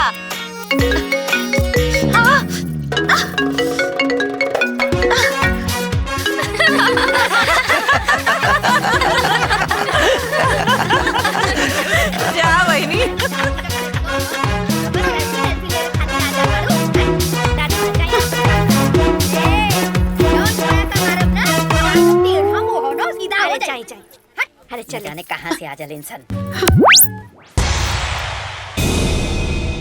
ये कौन बचपना चाला था आप लोग के?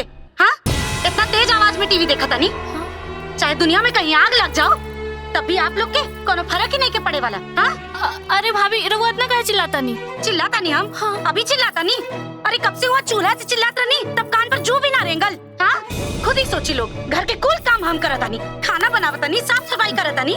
अगर एक मोबाइल बाज गई तो घर के कोनो लड़का बच्चा भी आके फोन नहीं के उठा सकता। चाची आप इतना चिल्लात बनी काहे के टीवी आपके नैहर से आइल बा और आपके छोड़ के आपके कमरा में हम सब टीवी देखा था नहीं, यही से आपके इतना मर्चा लागत है ना। अरे कैसन कैची नियन तोर जबान चलता। निकल निकल हमरा कमरा से बाहर निकल। अरे निकल बाहर। हमरा तमीज कहीं के। अरे छोटको सना दिल बड़ू का क्यों ऐसे छोट लड़का के बाहर भगावे लगा रूम से जैसे तू भगावा तारू। अच्छा है अपना बदतमीज लड़का के नहीं किसी सिखावत। आपके बुरा लागता तो आप बाहर निकली और केहू जना के भी खराब लागता सब केहू बाहर निकली हमरा कमरा से। निकली बाहर, धर्मशाला बना देनी कमरा के। दुल्हन तू होश में तो बाड़ू ना? अरे ये कौन तरीका सबके उस बात करेगा? अच्छा अम्मा जी, हमारा तरीका आपके बाहर लागता और अभी छोटी के जबान एकदम कैची नहीं चालत रहे तब आपके खराब नहीं के लागल। हम ना बहुत ज्यादा बर्दाश्त करता नहीं। आप लोगन के भी तो सोचे के चाहिए। नया नया दुल्हन के कमरा है, ओके भी उठे बैठे की जगह चाहिए। दिन रात टीवी के चक्कर में हमारी कमरा के आप लोग सिनेमा हॉल बना देले बानी। मुन्नी बड़ लोग से ऐसे ना बात करल जाला। हम करब, ऐसे ही बात करब। अरे अपना बाबूजी से कितना मिन्नत करके हम अपना खातिर टीवी मांगले रहनी, हमके छोड़ के पूरा जिला जवारी टीवी के देखा था। अब हमसे और बर्दाश्त होके वाला नहीं खे। सब के सब हमरा कमरा से बाहर निकली। निकली बाहर, निकली बाहर, ना तो धक्का मार के बाहर कर देब हम। चली बाहर। चलें दीदी बाहर निकलो। अरे बहनी हमारी बात सुना लो। माई चल रे चल।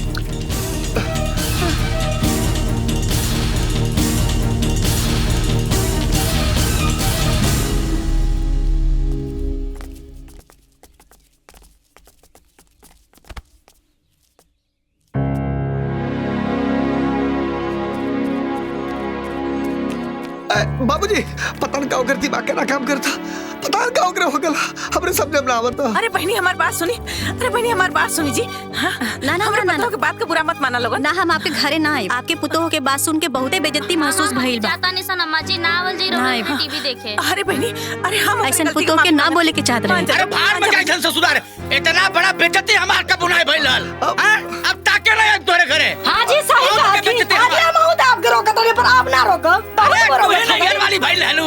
चली जी चली। अरे हम ना रुको। चली। अरे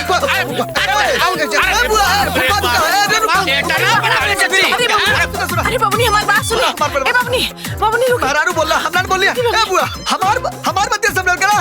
तोर बकिया सब रहुगा ऐसे बोलत त गाओ कैसे बोली। मत रोई। अरे नया नुकुर पतो बिया ओकरा बोले के सहूर नहीं के, उल्टा सीधा बोल देला सिया ओकरा बात के का बुरा माने के। हमार मुंह देखी ए तो रोवा निकल जाए तो अब पर्दार लोग का कही और मुंह पर थूथू करी। रुक जाई। ए पापा माफ कर दे जा। अरे गुस्सा थूक जा, बोल दहलस के का रुआ मान जाए गुस्सा में। हां हाँ दिमाग सुनी, दिमाग ठंडा करी। हाँ कैसे ठंडा करी? कैसे ठंडा करी? अरे दिमाग ठंडा करे खातिर कुछ ठंडा शरबत पानी मंगाई बा तब ना ठंडा हो। बताओ। अरे मंजू जो पप्पा कहते सब लाता नहीं। चलो बैठा। तारा काले पे मान गए नहीं। अरे चाचा प्रणाम। बाबा प्रणाम, फूफा प्रणाम, चाचा प्रणाम। खुश रह। हे मुकुल भैया चबिया दे दा, ससुराली जाके बा। चबिया? हाँ। काम उठा गरज खाती मांगता नु द चाबी। हाँ।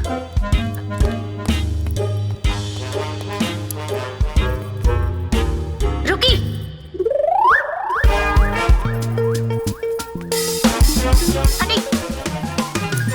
उतरी। नीचे उतरी। अरे तू ये का करतो? अरे क्या कल से गाड़ी पे चढ़े के? ये सरकारी गाड़ी है कि सबके हुकुमी? हां हमरे पापा हमरा के इतना प्यार से देले बाड़े, आज रे हमें पे ना चढ़नी, बाकी पूरा गांव भर चढ़ गई। एक बात ना हमार कान खोल के सुन ले, चाहे बाइक होके चाहे सोफा, हमरा से पूछे बिना केहू हाथ ना लगाई। ना तो हमसे बुरा केहू ना होगी। हटी। अरे बहुत हो गए। अब एक सेकंड यहाँ ना रुका, भगवान खुद है कहीं है तब वो ना रुका। आपन शरबत तू लोग पिया, आप कहीं दारू नहीं हरे आवे कि तुम मारत को। हां जी कब ना चल। अरे रुक लो। अरे बाबा सुन। ये को जान भी हो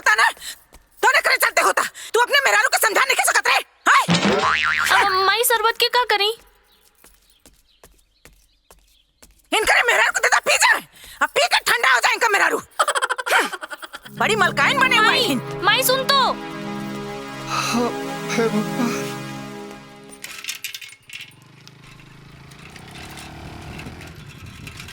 ए भाई 2:30 बजे वाली बसिया गई ना बाहो। ना ना ना। अच्छा अच्छा ठीक बा।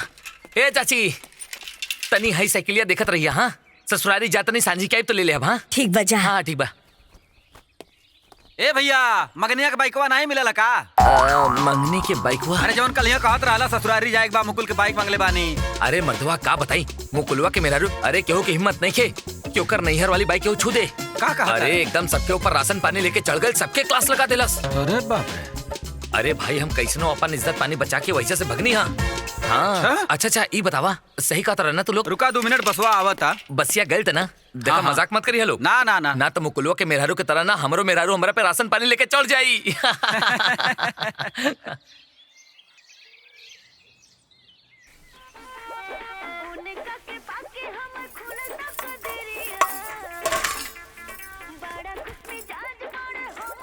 हाँ? करे हाँ? तो नहने काम कर थी सन। छोटकी कहाँ भी? अरे अरे माई वो अंदर बैठ के टीवी देखतिया, तोरा के सुनाई नहीं के दे। और का अम्मा जी हम बड़ होके काम करतानी और टीवी देखतानी बैठ के।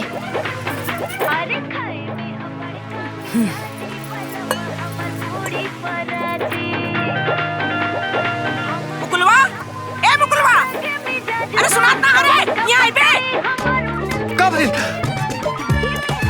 इकुल घरे का नौकरानी ना नहीं चल रे। आय तोर मेहरारू दिन भर बैठ के घरे में टीवी देखी तो घरे का काम न करी। आय अरे टीवी घरे में लगा लेलिन तो समझ गइलिन कि हम मलकाइन बन गइली का। हमार दिमाग खसकी ना तो सब कर है कड़ी निकाल दे। हां इस सोच में मत रहिए कि घरे में आ गइल तो उनकरे साथ चली। हां हमारे रहते हमारे घर में रात चली। कहता उनकरा से कि आके घरे का कुल काम धंधा करे ना तो हमसे बुरा क्यों ना हुई। हां ए अम्मा जी आई इतना खिसियाता नहीं और इतना ढेर काहे बोलता नहीं। हाँ उड़ी बाबा। अरे इतना दिन से हम खटक खटक खाना बनावत रहनी और आप सब लोग बैठ के महारानी नियन टीवी देखत रहनी तब ना लोग कल। हाँ इतना दिन हम बनौनी और आप लोग बैठ के टीवी देखनी। अब हम टीवी देखा और आप लोग बनाई। अरे बाप रे बाप। अरे इनकर इतनी हिम्मत। अरे कहाँ पानी जी? कहाँ पानी रहुआ? अरे देखिए भाभी हमरा के माफ कर दी। अरे हम आप लोगन के समझ न पौली। मुली कौन जरूरत है? हाय हो दादा।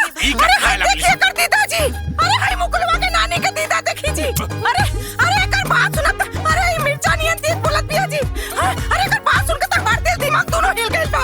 अरे ध्यान रखा का कलसिया। अरे बाबूजी कहत रहली है कि इतना दिन तक हम खाना बनौनी है तो तू लोग टीवी देख ल। अब तू लोग खाना बनाओ और हम टीवी देखब। बतावा इतना हिम्मत हो गई।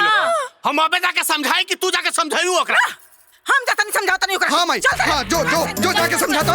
सही बाबूजी। अरे का भाई? अरे का बताई का भाई?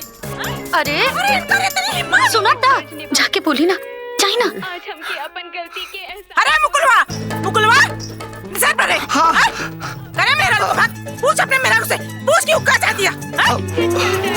अरे कहाँ है बंकी रे? एक वही के बात दहेज देले बा। भला बतावा हो मोटरसाइकिल में ताला बंद कर देनी, सोफा रख के ताला बंद कर देनी और टीवी उठा के और अपने घरे में लगा लेनी। अरे बेटी पता का बात आजा उनसे पतो बड़ी तो पतो बन के रहा। ताला सगरो मत मारे। हां काहे ताना ना मारी अम्मा जी? काहे ना ताना मारी? हाँ हमरा नैहर से आइल सामान के केकरा कितना दर्द पीड़ा बा कुल देख लेनी हम। अरे अपन दर्द पीड़ा दिखावे के चक्कर में हमनी का मान सम्मान खा जाइबू का? न ससुर का मान रखत बा न भसुर। अरे हम ऐसा का कर देनी कि आप सब लोगन के इतना मर्चा लागता। हाँ हाय हाय हाय हाय। अरे बाप रे बाप बड़ी सती सावित्री बनल हन की कहा देनी। हां अरे गांव भरे के सामने मोटरसाइकिल का चाबी निकाल ले लो। अब क्या करबू? हां त काहे ना निकाली अम्मा जी कि पूरा दुनिया जानता कि फोकट में मिलल सामान के कोनो वैल्यू ना होला। अरे बाप रे बाप खूंटे कटिया के घूमे कि करे डाल के घूमी? घूमे चाहे ना घूमे बाकी हम तो घूमबे करब। समझ में आ गई ना? काहे कि कुल सामान हमरे पापा हमरा सुविधा खातिर देले बाड़े। पूरा गांव भर में प्रसादी बांटे खातिर ना। बस बहुत हो हाथ में रहल कर। बाबूजी आज ले हम अपना हदे में रहनी बाकी आप लोग के अपना हाथ में लियावे खातिर हम क्या अपन हाथ पार करके पड़ल।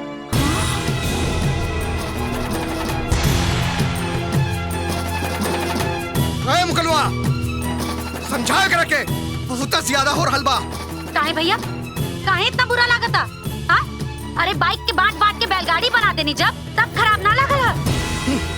मुन्नी अब शांत हो जा प्लीज, अब काहे शांत हो जाए जी? पूरा गांव हमरा पापा के दिहल बाइक पे अपना अपना ससुरारी घूम लेलस। टीवी तो सिनेमा हॉल हो गई। पूरा गांव भर में अपन शान बखारे के इतना शौक चढ़ल है, तब तब पैसा से किन के बखानी लो, ना तो फिर अपना ससुरारी से दहेज मंगा ली।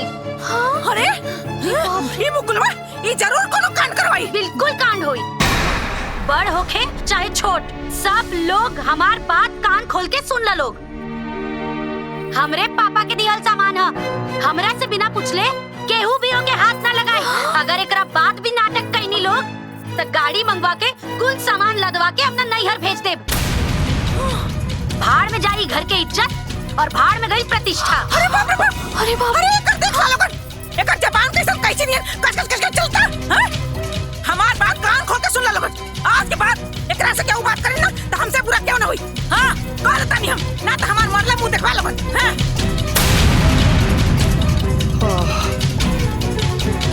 होगा सत्यानाश।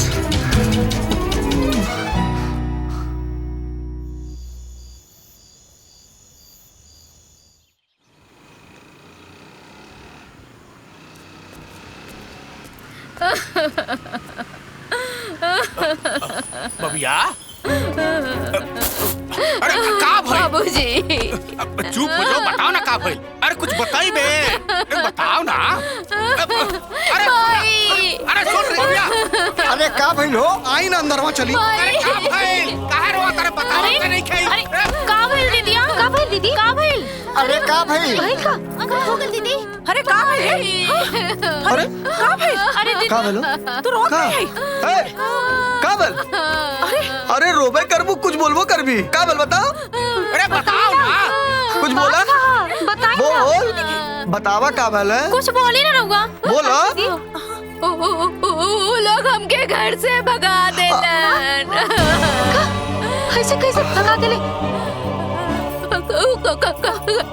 कहा था लोग हम कबो माँ ना बन पाई। कैसे कैसे लोग घर से निकाल देलस रे? अरे गेंतिया, अरे ऐसे कैसे निकाल देलस रे? वो लोग कहते रहे कि उनका दूसर ब्याह कर दिए। चुप हो जा। अरे ऐसे कैसे दूसर ब्याह कर लिया हो? ए जी फोन लगाई दे कर साथ दे, फोन लगाई दे। बाजू मोबाइल। अरे हलवा भला खा के दूसर ब्याह कर लिया। फोन करे तरी ना। हाय ले बात कर।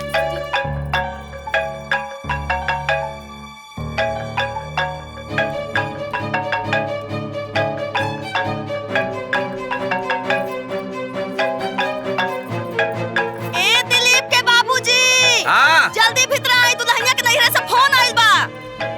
अरे तो देखत का बड़ी हाँ, तो उठावा उठावा। ना उठावा। हेलो कजी समदिन जी, अरे हम का सुनता नहीं जी? अरे रघुआ हमार बेटी के भगा के अपन बेटा के दूसर ब्याह कर ले का जी?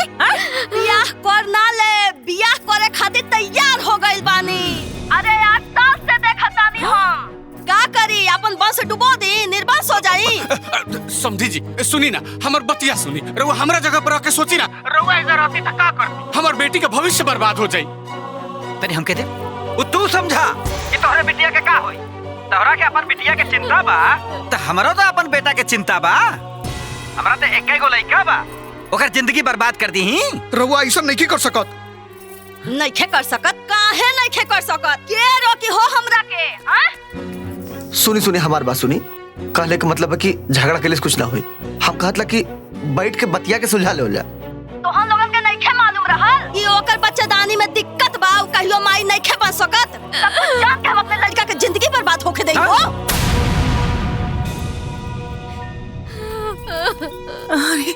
अरे समदिन जी, रघुआ को माई बनी, हमरे बिटिया पर दया करी, दया करी। अच्छा दया करके अपन वंश हम खत्म कर दी।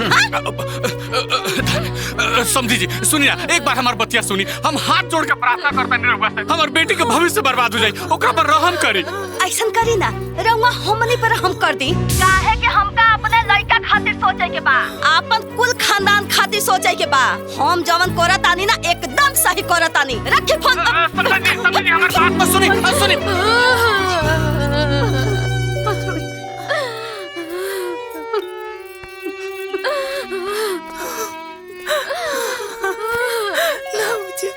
चुप हो जा।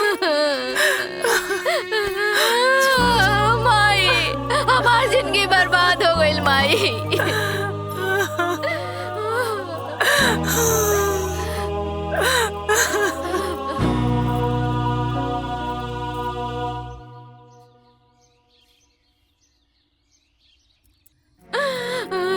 पानी पी ली दीदी, पी ली पानी। ना हमरा खाए पिए के मन नहीं के करत।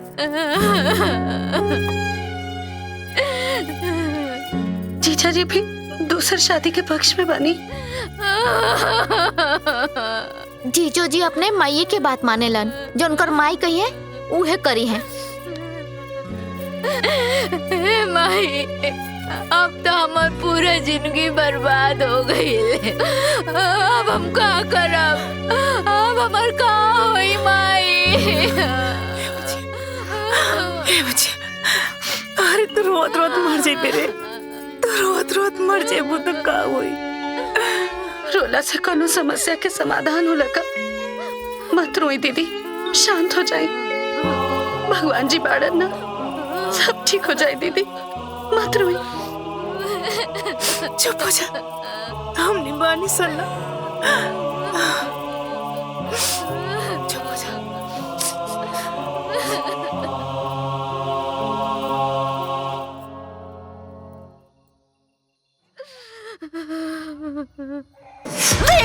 बाज के बाज रह गईली। यब मतलब कि अब तोरा से ई हमरे घर का वंश आगे ना बढ़ी। रुक तो के तो हम ना मुआ दे। निकल यहाँ से, निकल यहाँ से फटाक से, निकल यहाँ से।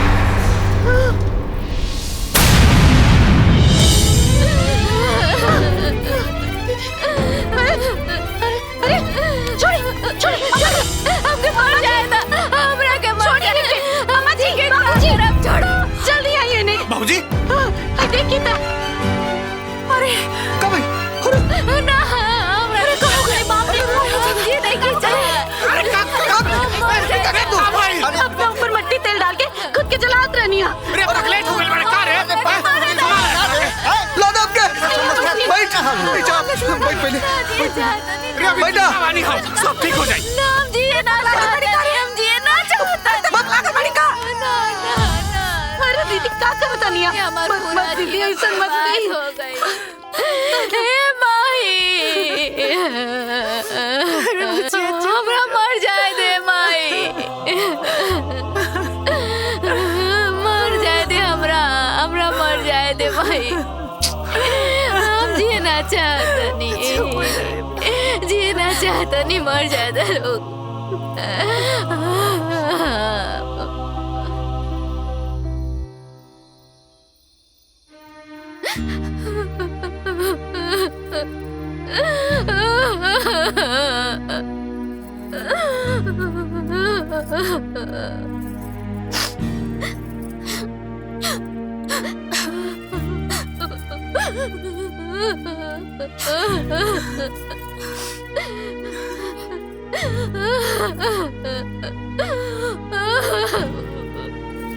खा ली दीदी, ना थोड़ा सा खा ली ना। ना मुन्नी, हमरा के ना खाए के बा। अरे ये बुझिया, खाए भी न तो जिए भी कैसे रे? अब हमरा के नहीं खे जिए के बा। अब हमार जिंदगी में कुछ ना बचल। अब हम जी के का करब?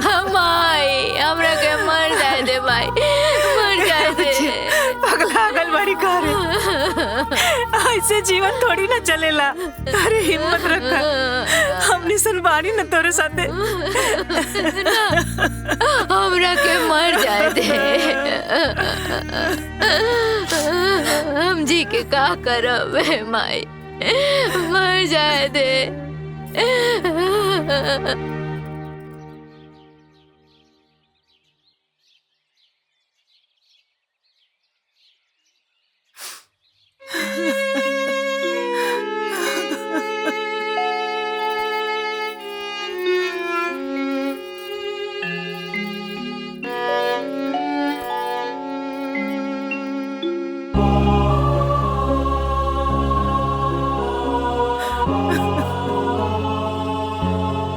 या फिर हमारे पहले के ट्रीटमेंट्स लाइक छोटे ट्रीटमेंट्स जो होते हैं IUI वगैरह फेल हो चुके हैं, फिर कपल को IVF की ज़रूरत पड़ती है। बेसिकली IVF को अगर हम कहें तो लोग टेस्ट ट्यूब बेबी भी कहते हैं, पुराने ज़माने में यही कहा जाता था। IVF शुरू करने के लिए हमें सेकेंड डे से शुरू करना होता है। सेकेंड डे फीमेल आते हैं, उनका हम इन्वेस्टिगेशंस बेसिकली एक बेसलाइन एंट्रल फॉलिकुलर काउंट करते हैं, जो कि एक अल्ट्रासाउंड टेस्ट होता है, एक TVS अल्ट्रासाउंड होता है। ये जी होकर हाल हमरा से देख नहीं के जात, हमरे कुछ बुझाते नहीं के कि हम का करी। बाबूजी कुछ खात पियत नहीं के। हमके तो बहुत डर लगत बाजी, कहीं फिर से वो कुछ उल्टा सीधा न कर ले। तो का कल जाओ, तू ही बताओ ना का कल जाओ। दवाइया तो कर चलते बना, बुझात बाकी वो रोद रोद अपन जान दे दे। भगवान सब क्यों के औलाद देत बड़े, पता ना हमार बुचिया खातिर काहे अपन आँख बंद कर ले बड़े। भगवान पे भरोसा रखो, जब उनका चमत्कार होई तो सब ठीक हो जाई। अरे कब चमत्कार होई, हमार बुचिया का परार निकल जाई तब चमत्कार होगी।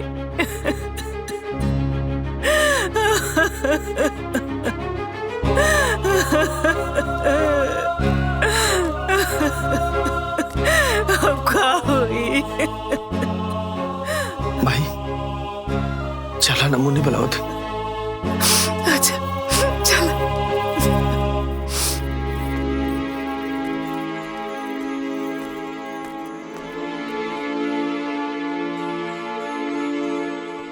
का ऐसा हो सकेला का दुल्हन? जी अम्मा जी, बिल्कुल हो सकेला। बाकिन ये कैसे संभव हो दुल्हन? किराया पर कोक? अम्मा जी ये संभव है, एक सरोगेसी कहल जाला अम्मा जी। औरत कोनो जरूरतमंद के अपन कोख किराए पर दे सकेले। मुन्नी ये सब गांव में संभव ना। काहे जी? का हमनी के गांव में विज्ञान नहीं खे? का हमनी के गांव में डॉक्टर्स नहीं खे? का IVF प्रोसीजर करे वाला अस्पताल हमनी के गांव में नहीं खे? सब कुछ तबाह। वो सब तो ठीक बा दुल्हन, बाकिन किराया पर कोक दे ही के।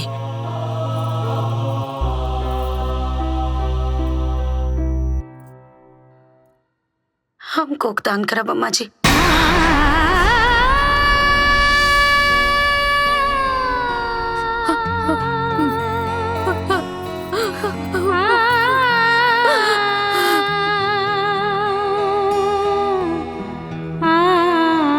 अगर आप लोग की अनुमति होगी तो दीदी खातिर हम कोक दान करब। उनकर ये हालत हमरा से देखल नहीं के जात अम्मा जी, नहीं के देखल जात। तू धन्य बाड़ू दुल्हन, तू धन्य बाड़ू।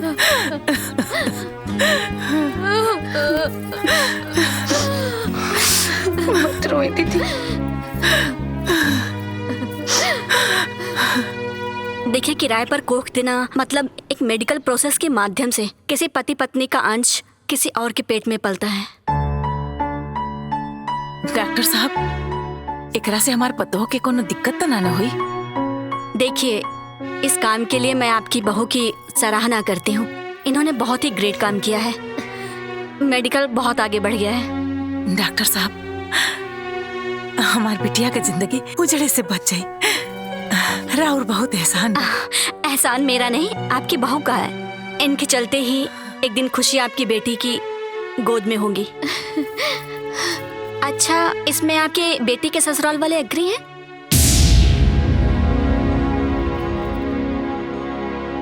डॉक्टर साहब, एकरा खातिर वो लोग से बात करे के पड़ी। ठीक है, उन्हें बुलाइए मेरे पास, मैं उन्हें पूरा प्रोसीजर समझाती हूँ। ठीक बा डॉक्टर साहब। एका मतलब ये सब कुछ कैला से हमारे पास आगे बढ़ जाई। जी बिल्कुल। हमनी दादा दादी बन जाए। बिल्कुल। हमार बेटा निर्वा से नानू कहा फिर? जी बिल्कुल नहीं, रवा कुल के दीपक मिल जाए। ये डॉक्टर साहब, इस सब कुछ सुनला पर ना हमरा के लागत था कि हम सपना में सुना तानी। जी बिल्कुल, अब आपका सपना पूरा हो जाएगा। आज फॉर्मेलिटीज कर दीजिए, कल से हम ट्रीटमेंट शुरू करेंगे। भगवान चाहेंगे तो सब कुछ अच्छा होगा।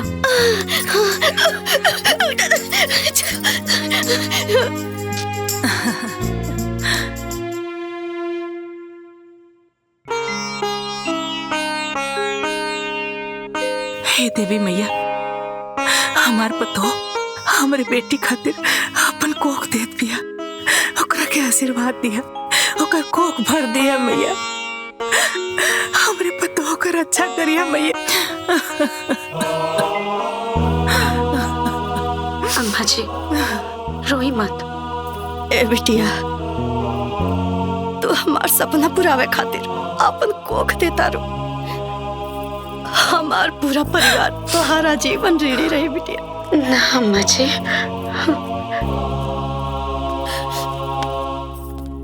चलिए, डॉक्टर आपको ट्रीटमेंट के लिए बुला रही हैं। जा तो ले। ए भगवान,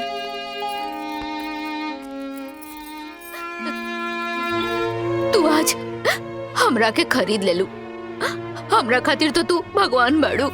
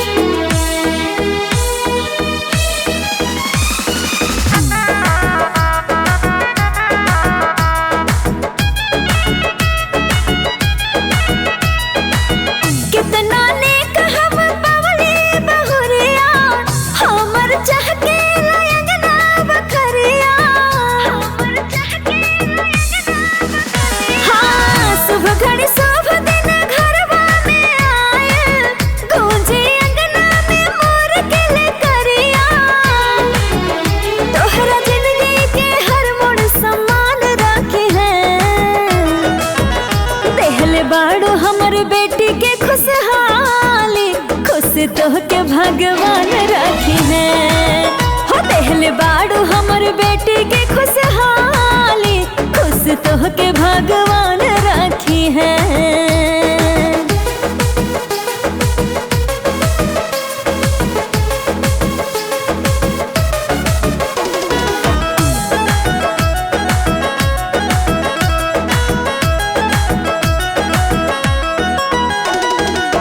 वजन समान घर में जाने तू उठाई हो, आटा सटार कुछ हो ना खाई हो। हाँ, चूल्हा चौका झाड़ू बर्तन कुल हम करब, पानी भरे माते तू जई हो। मालिक पूरा सकर तोहरो यार मान राखी है। पहले बाड़ू हमरा बेटी के खुशहाली, खुश तो के भगवान राखी है। हो देहले बाड़ू हमरा बेटी के खुशहाली, खुश तो के भगवान राखी है।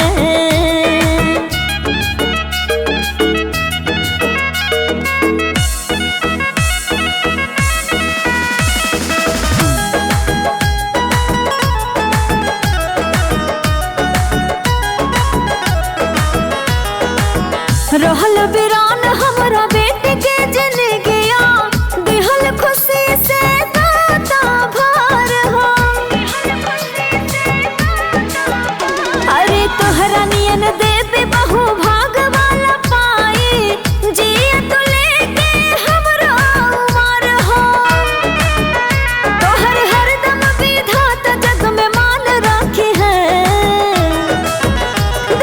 बाड़ू हमरा बेटी के खुशहाली, खुश तो के भगवान रखी है। हो देहले बाड़ू हमरा बेटी के खुशहाली, खुश तो के भगवान रखी है। हाँ? कहाँ रख दिलस? करे तो से कहले लिए ना कि काजू पिस्ता बादाम को लेके आई है। ला ले। देख माई देख ई न मुकनो आप कोनो न कोनो बहाना जरूर। तो चुप रहती नहीं रे। कहनी ना कि दुलई हमार काजू पिस्ता बादाम कुल खाई है। हां तब बच्चा का सेहत बढ़िया रही ना रे। हाँ बस बात कराओ तानी। समधिन जी का फोन आ। अच्छा दे। हेलो हाँ समधिन जी का समाचार बाजी? समधिन जी समाचार तो सब ठीक है ठाक बा। अब हम कहत रहने कि जैसे कि हमरे खानदान के पहला संतान हो तो हमरे के यहाँ के रिवाज है समधिन जी, पहला बच्चा जौन होला नु ससुरा में ही होला। ए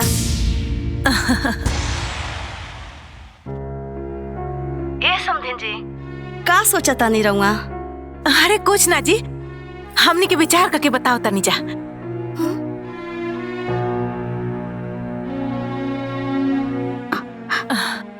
अम्मा जी रुकी ना। हाय कुल दीदी खातिर उनका ससुरा वाला लोग खातिर ही तो होता, तब सोचे के काबा हाँ कर देना। ठीक बा कह दे तनी दुल्हन। समधिन जी हमने के आओ तानी जा। हाँ समधिन जी पूरा परिवार आओ तानी जा। आई आई सब लोग आए, स्वागत करूंगा सबके। ऐसन करो तानी हम बबुआ के संगे गाड़ी भेज दे तानी। हाँ तारी लगी तैयारी, पूरा जुलूस लेके आ रहल बानी। ठीक बा। अरे तोहरिया का देखो तू रे, जो जल्दी से दुकान जो। अरे तोहार काजू बादाम ना दिया क्या लोगन? अच्छा ये बात पहिला हमके दिमाग से जो जल्दी जो। तू जा आराम कर, ऐसे खड़ा मत रहा। चला चला आराम करा चल। अरे टोनी कुल सामान डब्बा में रख। ठीक है भाई चला तू चला। काम कर।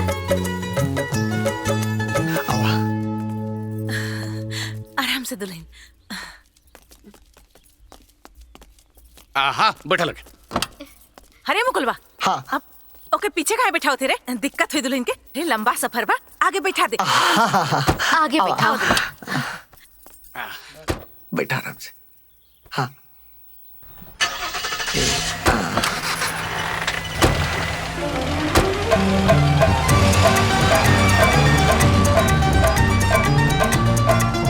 अरे ऐसे ही चुपचाप चल बस अभे जनी। गड़िया में कुछ हंसी मजाक होके कुछ गाना होना सुनावो सभे जनी, रास्ता कटे। हाँ जीजू। अरे कुछ सुनाई बू। अरे हम का सुनाई ए भौजी गाओ कुछ। हमरा ना आवेला। ए सासुमाई रोडवा तो बहुत अच्छा बन गई बा हो। अरे भैया अब तो निम्न हो गई बा। नहीं हम जब बियाह करके आए रही ना, जवन रास्ता रहल उबड़ खाबड़ कि सब ठेंगलाते ठेंगलाते जाना तो मुन्नी, एक दिन दीदी घरे गलली, सुबह से साँझ हो गल लेकिन एको बार पानी बदे हमरा के ना पूछलस। झूठा झूठ बोलत थिला। खा जी कसम। जीजाजी के काय कसम खाई देखा तारू। पिछली जब याद आवेला ने तो बहुत अच्छा लगेला।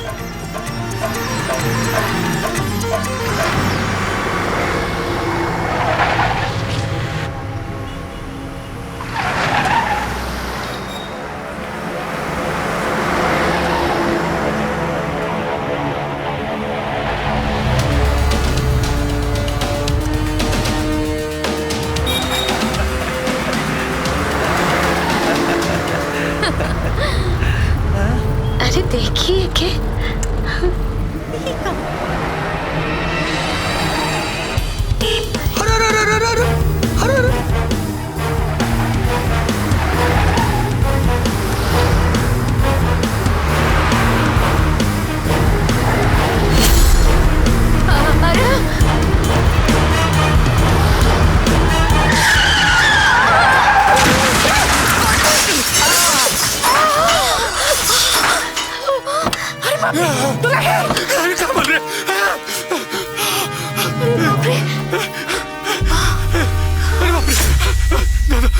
छुटकू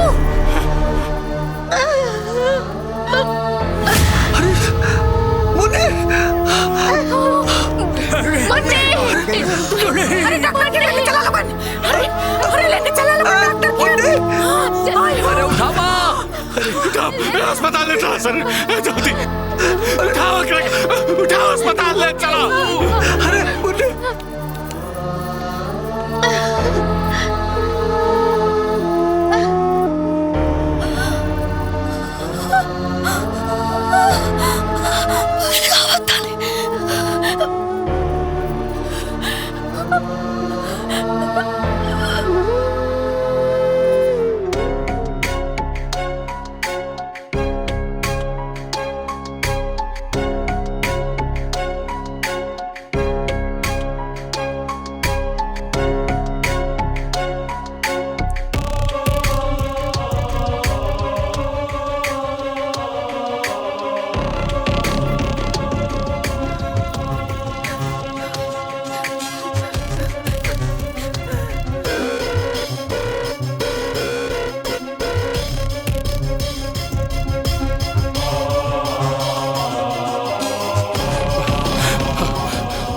इलाज चला था, ऑपरेशन होता अंदर। लो बैठे बैठे बैठे।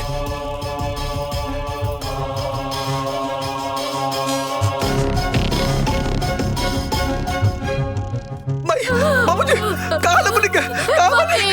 कैसे मारे भाई सब कहाँ हो गए? भैया कहाँ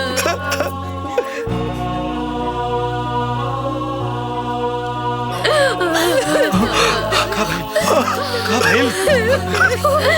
कैसे हो गए?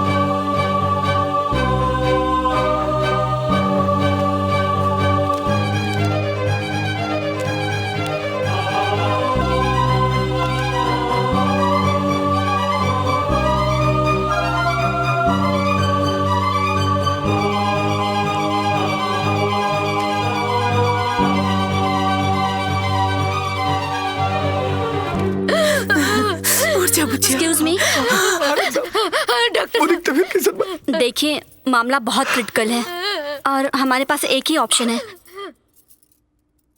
हम माँ और बच्चे में से किसी एक को ही बचा सकते हैं।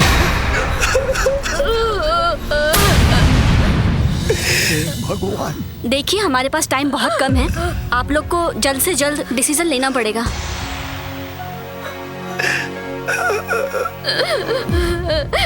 डॉक्टर साहिबा, हम जीवन भर बेऔलाद रहले, रवा मुन्नी के बचा ली, मुन्नी के बचा ली। डॉक्टर साहिबा मुन्नी के बचा ली। डॉक्टर साहब, हमार बस भाले निर्वंश राजो, लेकिन दुल्हन के बचा लेना। हाय डॉक्टर साहब, कुछ भी हो जाए हमारे दुल्हन के बचा ले डॉक्टर साहब। डॉक्टर साहब, हमको बहू के बचा ली। बचा ली मुन्नी के, हमारी चाची के बचा ली। ओके, कोशिश करती हूँ। जल्दी से सब तैयारी करो, हमें ऑपरेशन करके बच्चा निकालना होगा। हमें किसी भी हालत में इनकी जान बचानी है। डॉक्टर,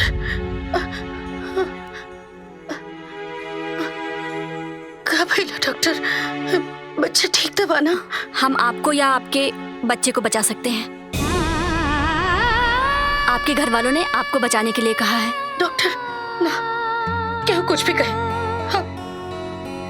हम हमारे बच्चा के बचाएं। सॉरी, हम ऐसा नहीं कर सकते। आपके घर वालों ने कुछ और कहा है। ये बच्चा की दुनिया में आयल बहुत जरूरी बना था, ना तो हमारी दीदी, हमारी ननद की जिंदगी बर्बाद हो जाए। ये बच्चा की दुनिया में आई नहीं। आप अपनी ननद के लिए इतना क्यों सोच रही हैं? अपना खातिर हम बहुत जी लेनी। अब हम अपना बच्चा खातिर जियल चाहता नहीं, भले एक दिन खातिर। अब भी बच्चा के बचा ली डॉक्टर। सॉरी, आपकी बात मानने से पहले आपके घर वालों को बताना पड़ेगा। क्योंकि कुछ बतावे की जरूरत नहीं के। और वैसे भी अगर हमके बचावे खातिर ये बच्चा के मारे के पड़ी तो हम तो जीते जी मर जाए। यहाँ से अगर हम ठीक ठाक घर पहुँच भी गई नहीं तब भी आत्मग्लानि से हम जहर खा के जान दे देंगे। नहीं मैम, ये डिसीजन सही नहीं है, ऐसा मत कीजिएगा आप। हमारी बात मान ली, समय बर्बाद मत करिए डॉक्टर साहब, प्लीज प्लीज ये बच्चा के बचा ली। हम अपन जीवन बहुत अच्छा से जी लेने पर ये बच्चा के ही दुनिया में आए दी। अब समय बर्बाद ना करी, बस जल्दी से ऑपरेशन करी और हमारा बच्चा के बचा ली। हम हाथ जोड़ता नहीं डॉक्टर साहब, हमारे बच्चा के बचा ली। देखिए हमारा आखिरी इच्छा समझी।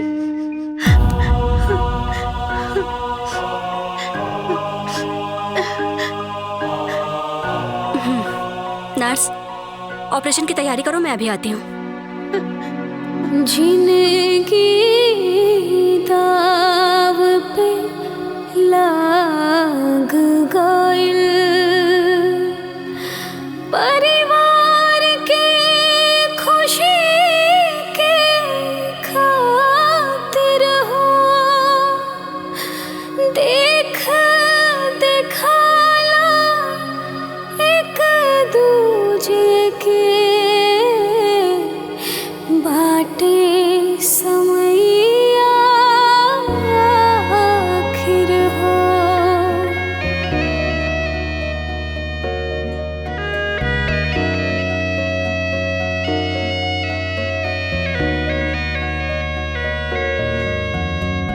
एगो जान जाई तो एगो जान बची, दिहाला विधाता कौन खेलावा हो रची।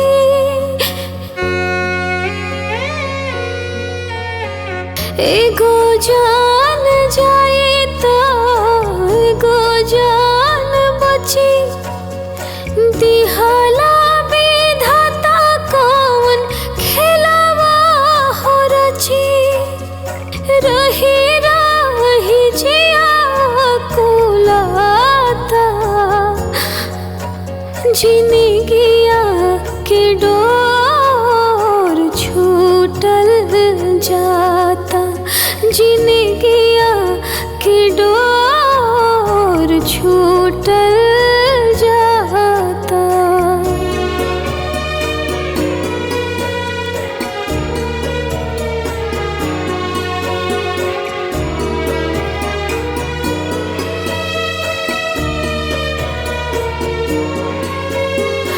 अखिया लोराइल, बढ़ल हो धड़कन, दुखवा के लागल ताता।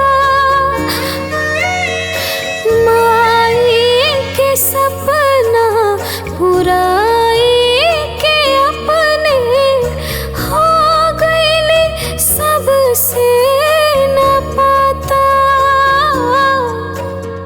भीतर भीतर मन काट जोर ना चलत बाट, मिले है ना तोहरा जस दाता। जिंदगिया के डोर छूटल जाता, जिंदगिया के डोर छूटल जाता।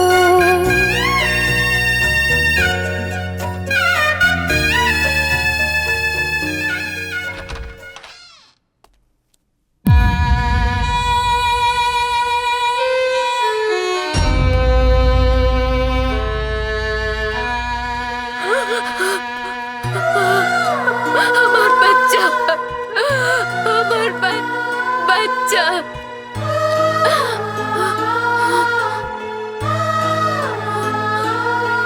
मुन्नी कैसे मारी हमारी? डॉक्टर साहब, मुन्नी जी बच्चे को इस दुनिया में लाने का उनका डिसीजन था।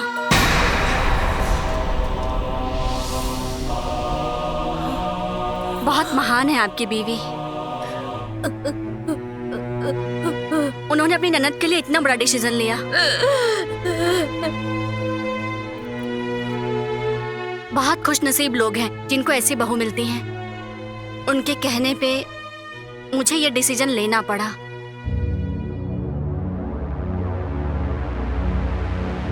मैं उन्हें बचा नहीं पाई, सॉरी।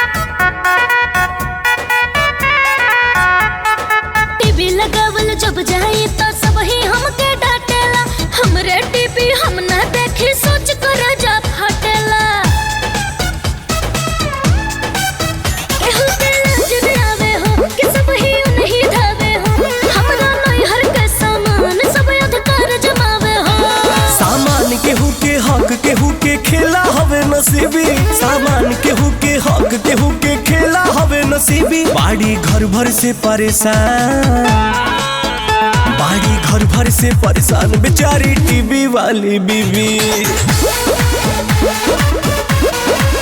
देखेला तर से साँझ बिहान बेचारी टीवी वाली बीबी।